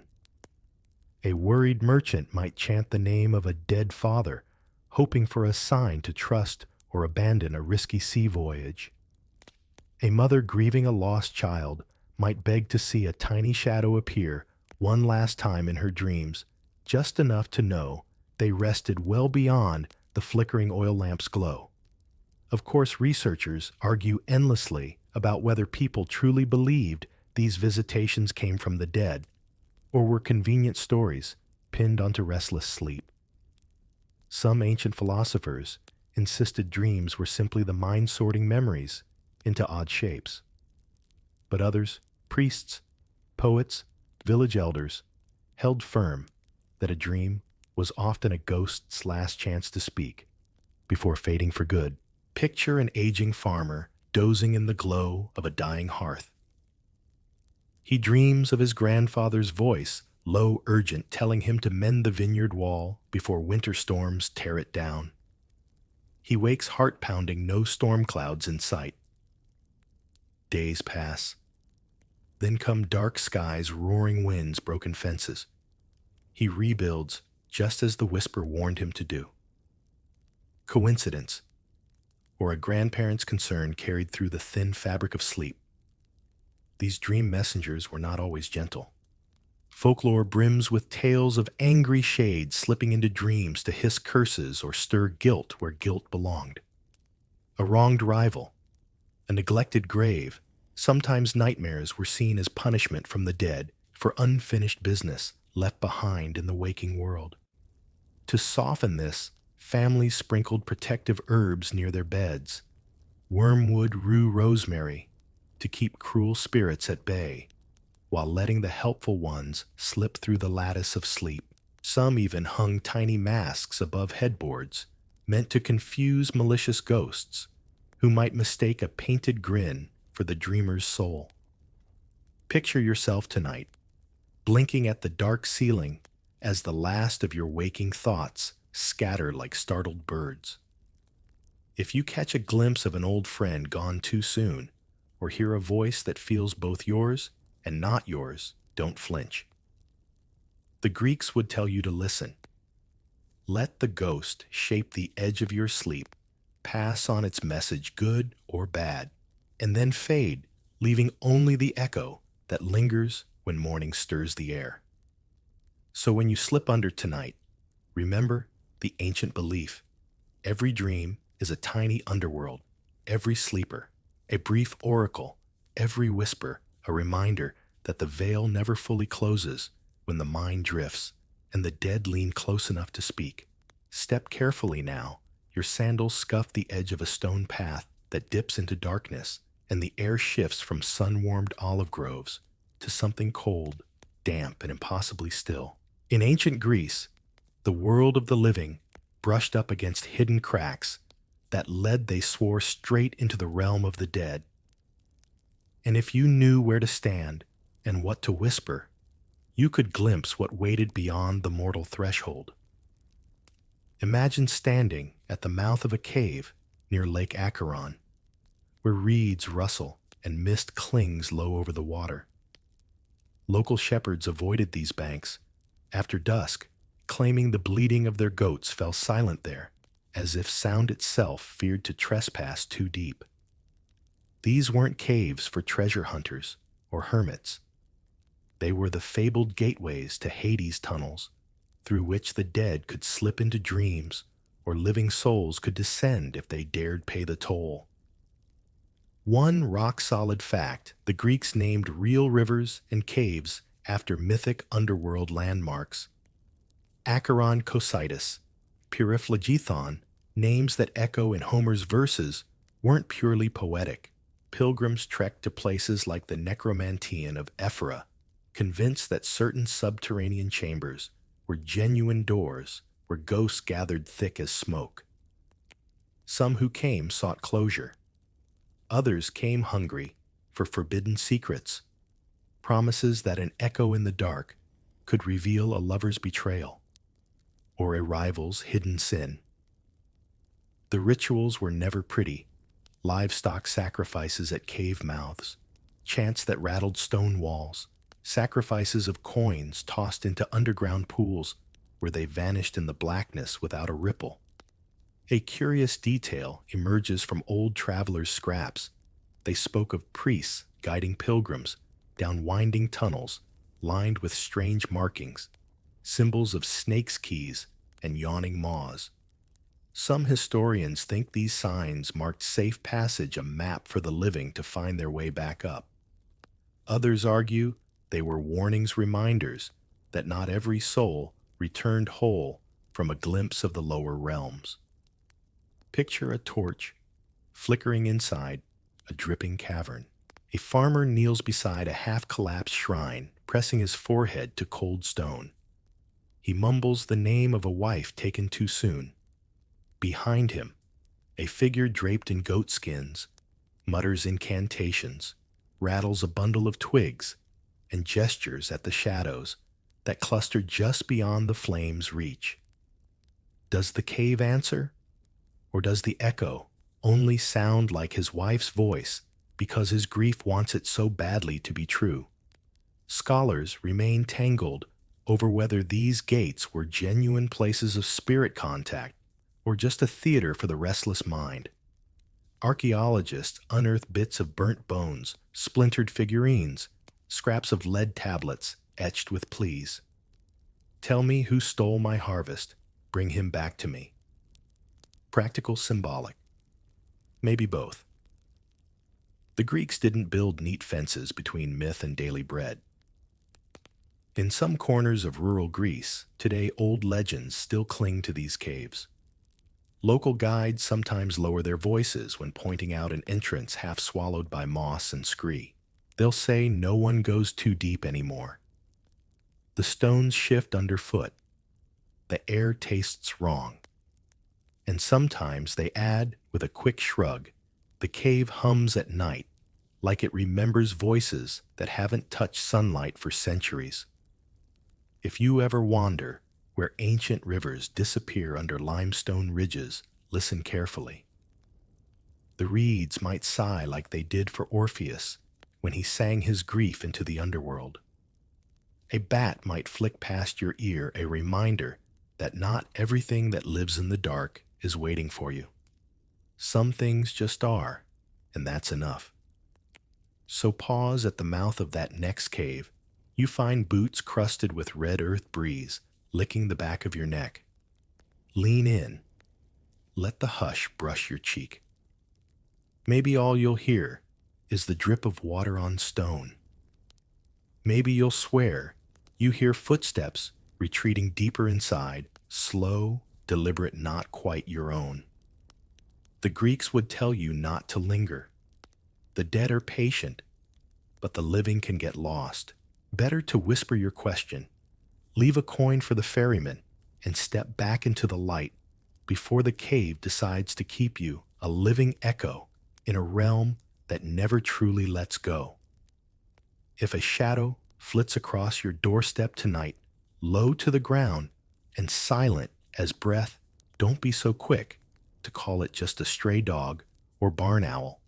To the ancient Greeks, some spirits wore fur and feathers, claws, and wings, ghostly animals that stalked the boundary between the living and the dead, slipping through alleyways and temple courtyards with messages no mortal tongue could deliver. Picture a narrow moonlit lane winding between stone houses. A black dog sits at the crossroads, yellow eyes gleaming. A family hurries past, heads down, breadbasket clutched tight, whispering a small prayer under their breath. They won't speak of it tomorrow, but they know what they saw, a shade in canine skin, a restless herald from realms below. It's fact, the Greeks wove animals into their ghost lore as naturally as olive oil into bread. The black dog, for one, prowled both Greek myth and folk superstition, companion to Hecate, goddess of magic and restless souls, and a sign that the veil between the worlds was thin tonight. A single low growl at the edge of a village could send a household to bed. Early doors, barred lamps, doused before shadows could slip in behind them. Owls carry darker whispers too. Athenians loved their city's feathered symbol, Athena's bird perched on coins and statues alike, but the sudden hoot of a lone owl near a graveyard turned warm blood cold. It might be an omen that a shade had perched unseen, watching, waiting. If an owl circled your house 3 nights running, neighbors whispered that someone inside would soon join the realm of shades. One curious detail: the Greeks believed even humble bats were messengers for the departed. Tiny squeaks drifting from a temple eve at dusk were more than nature's chatter.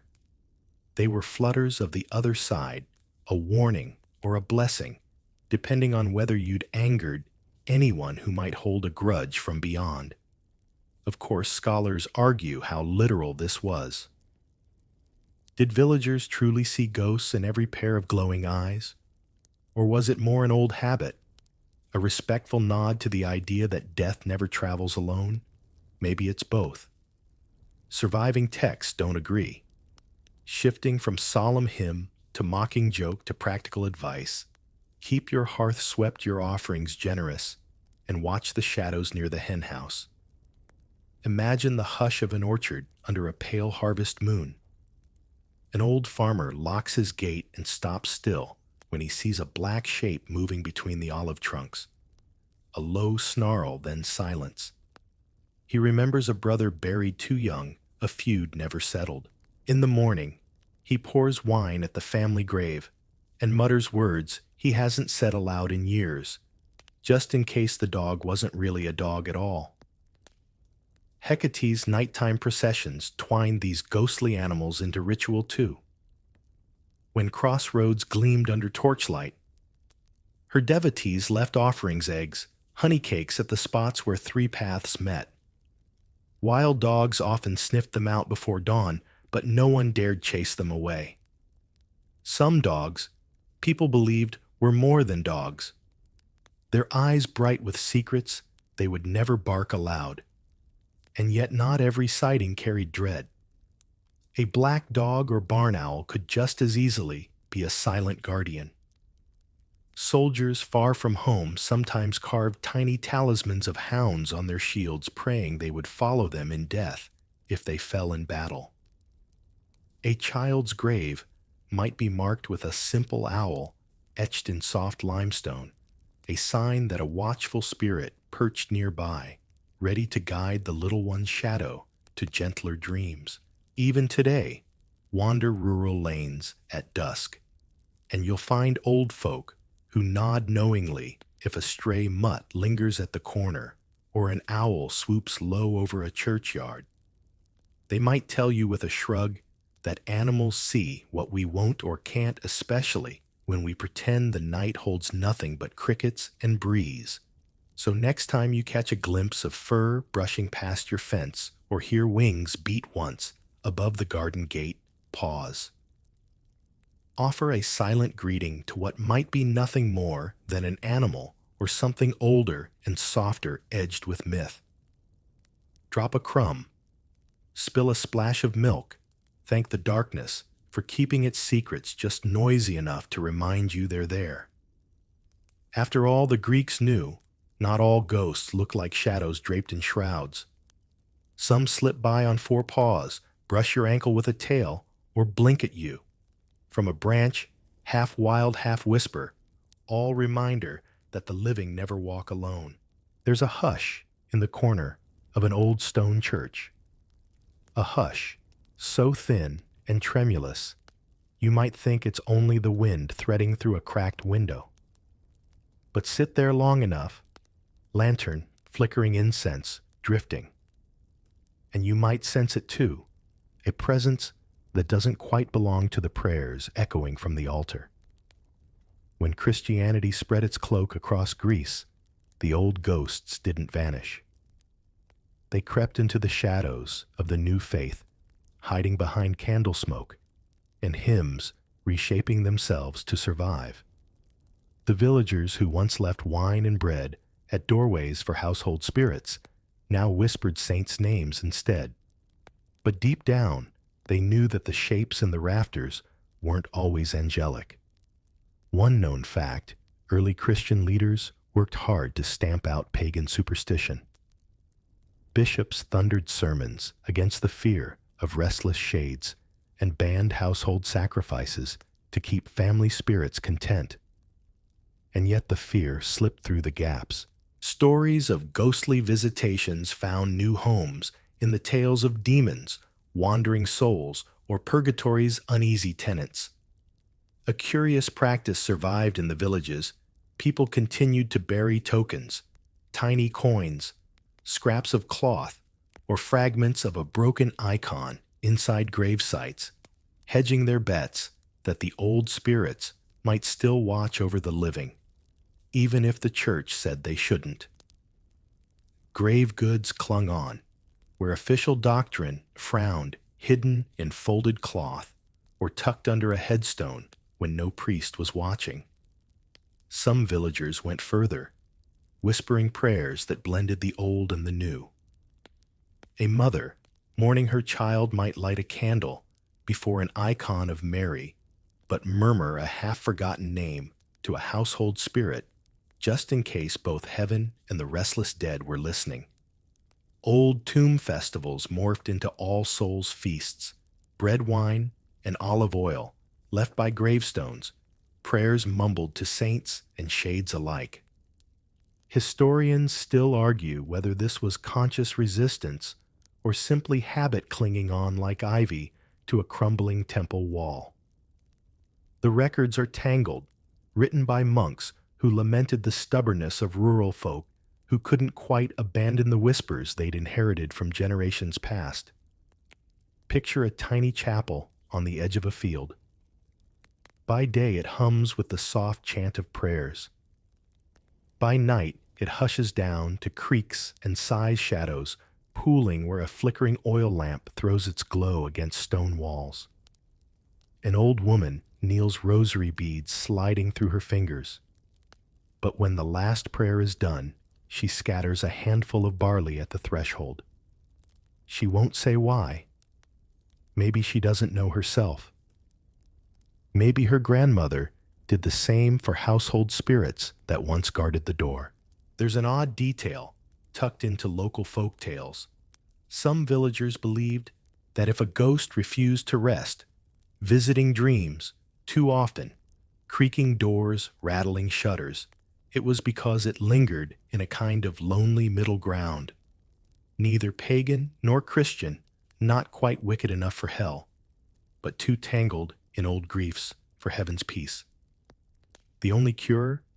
A secret midnight ritual, sprinkling salt, whispering prayers in both tongues, and hoping the spirit might finally drift away on a breeze thick with incense.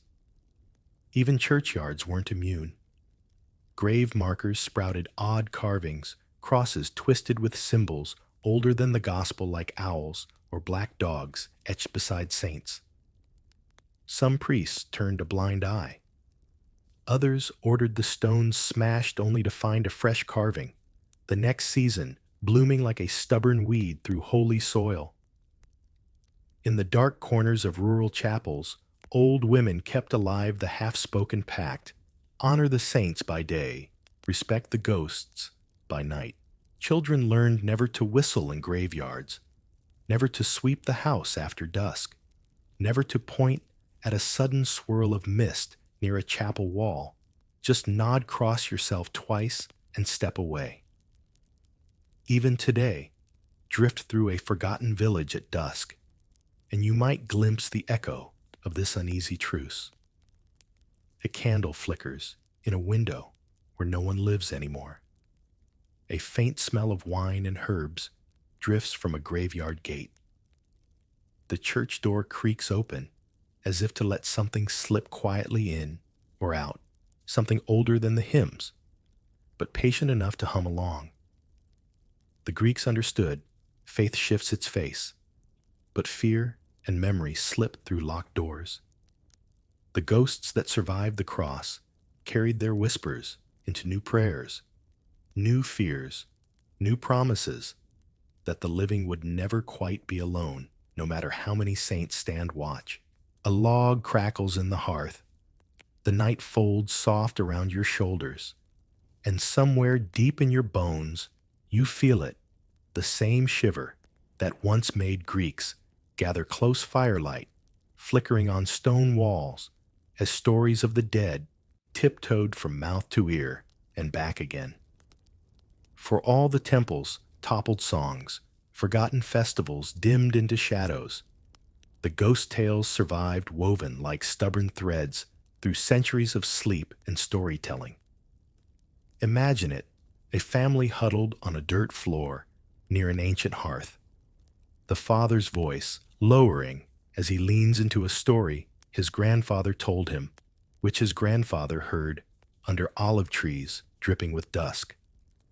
A tale of a trickster spirit who flicked candles out when no one watched. A hero who prowled battlefields long after bronze had turned green with rust. A whisper at the doorframe when the wind was still. The embers glow low. Children's eyelids droop, but no one dares close the shutters until the story sighs to an end. One fact that lingers clear as a temple ruin: the Greeks didn't invent ghost stories, but they gave them roots strong enough to cling through plagues, wars, and the endless churn of new gods and old fears. The shades of their restless heroes drifted west with Roman legions, east with Byzantine monks, south with traders who carried half-forgotten curses scratched on lead tablets tucked between bolts of cloth. A curious quirk: some scholars trace parts of our modern fireside ghost tales directly back to these scraps of Greek myth. The idea that the dead hover hungry at crossroads, that shadows creep through doorways left ajar at midnight, that a whisper in a dream might carry a warning. These fragments swirl through English manor ghost stories, Celtic banshee songs, even American campfire yarns where someone always stands too close to the dark. No consensus, of course. Historians argue whether these echoes are true inheritance or just the same human fear wearing different masks. But listen closely. Next time you hear a tale about a lonely road, a restless shade, a knock on the window when no one should be there, beneath the new clothes is the same old heartbeat, a fear of being forgotten, and a hope that the lost still linger when we need them most. Picture a modern storyteller, maybe someone like me, your bedtime historian, spinning words into your ear while your room settles quiet around you. The heroes, the tricksters, the shades who slip through dreams, they drift here too, softened by time, but sharp enough to prickle your skin just before sleep. We keep them alive with every hush of a bedtime voice, every flicker of a candle flame that dances just a little too wildly before guttering out. Even today, people slip breadcrumbs of ancient caution into new rituals. We knock on wood, we toss salt over shoulders, we pause at a grave and murmur a name that hasn't been spoken aloud in decades. We keep nightlights on for children who fear monsters in closets that once might have hidden trickster spirits with sticky fingers and soft laughs. We repeat stories about haunted houses and unfinished business because deep down we're still half listening for creaking floorboards and soft sighs in empty rooms. And maybe that's the strangest comfort of all these ghost stories: don't really want to frighten you, not deep down. They remind you that the past doesn't dissolve when we bury it, that every family carries someone whispering just behind a door left ajar, that sometimes a bump in the night is only the old world saying, "Don't forget me." So as you lie there, lights dim, the hum of sleep curling close, listen for a hush that's older than your name. A Greek spirit might slip by a kitchen ghost looking for crumbs, a battlefield hero pacing an unseen field, an owl hooting just once outside your window, feathered wings brushing centuries of superstition, and when you wake tomorrow, you'll carry them with you, a quiet echo of olive groves, cold caves, and warm hearths. The restless, the hidden, the half-forgotten, still here, still drifting through the stories we tell, to keep the dark soft and the silence alive with company. The ghosts haven't left us. We carry them, and maybe they carry us too, one gentle tale at a time. Now let your breath soften as you settle deeper beneath your blanket. The shadows that once crept through Greek kitchens and drifted across battlefields fade tonight into nothing more than gentle echoes, soft reminders that the world is always layered with stories, even when the lamps go out. Imagine the last ember in an ancient hearth winking out while a door creaks quietly in an empty hall. The ghosts that lingered there slip backward into sleep, satisfied with their borrowed crumbs and whispered names. No restless hero paces your room tonight. No trickster spirit rattles your cupboard door, just the hush of your own breath, slow, and even a lullaby older than any tomb or oracle stone. If your mind drifts to creaking floorboards or the hush of an owl beyond your window, let it. Every sound tonight is just the world reminding you how many lives and dreams once touched the same earth you do now. How many fires burned low while families dozed, hoping their small offerings kept the spirits friendly and the night kind.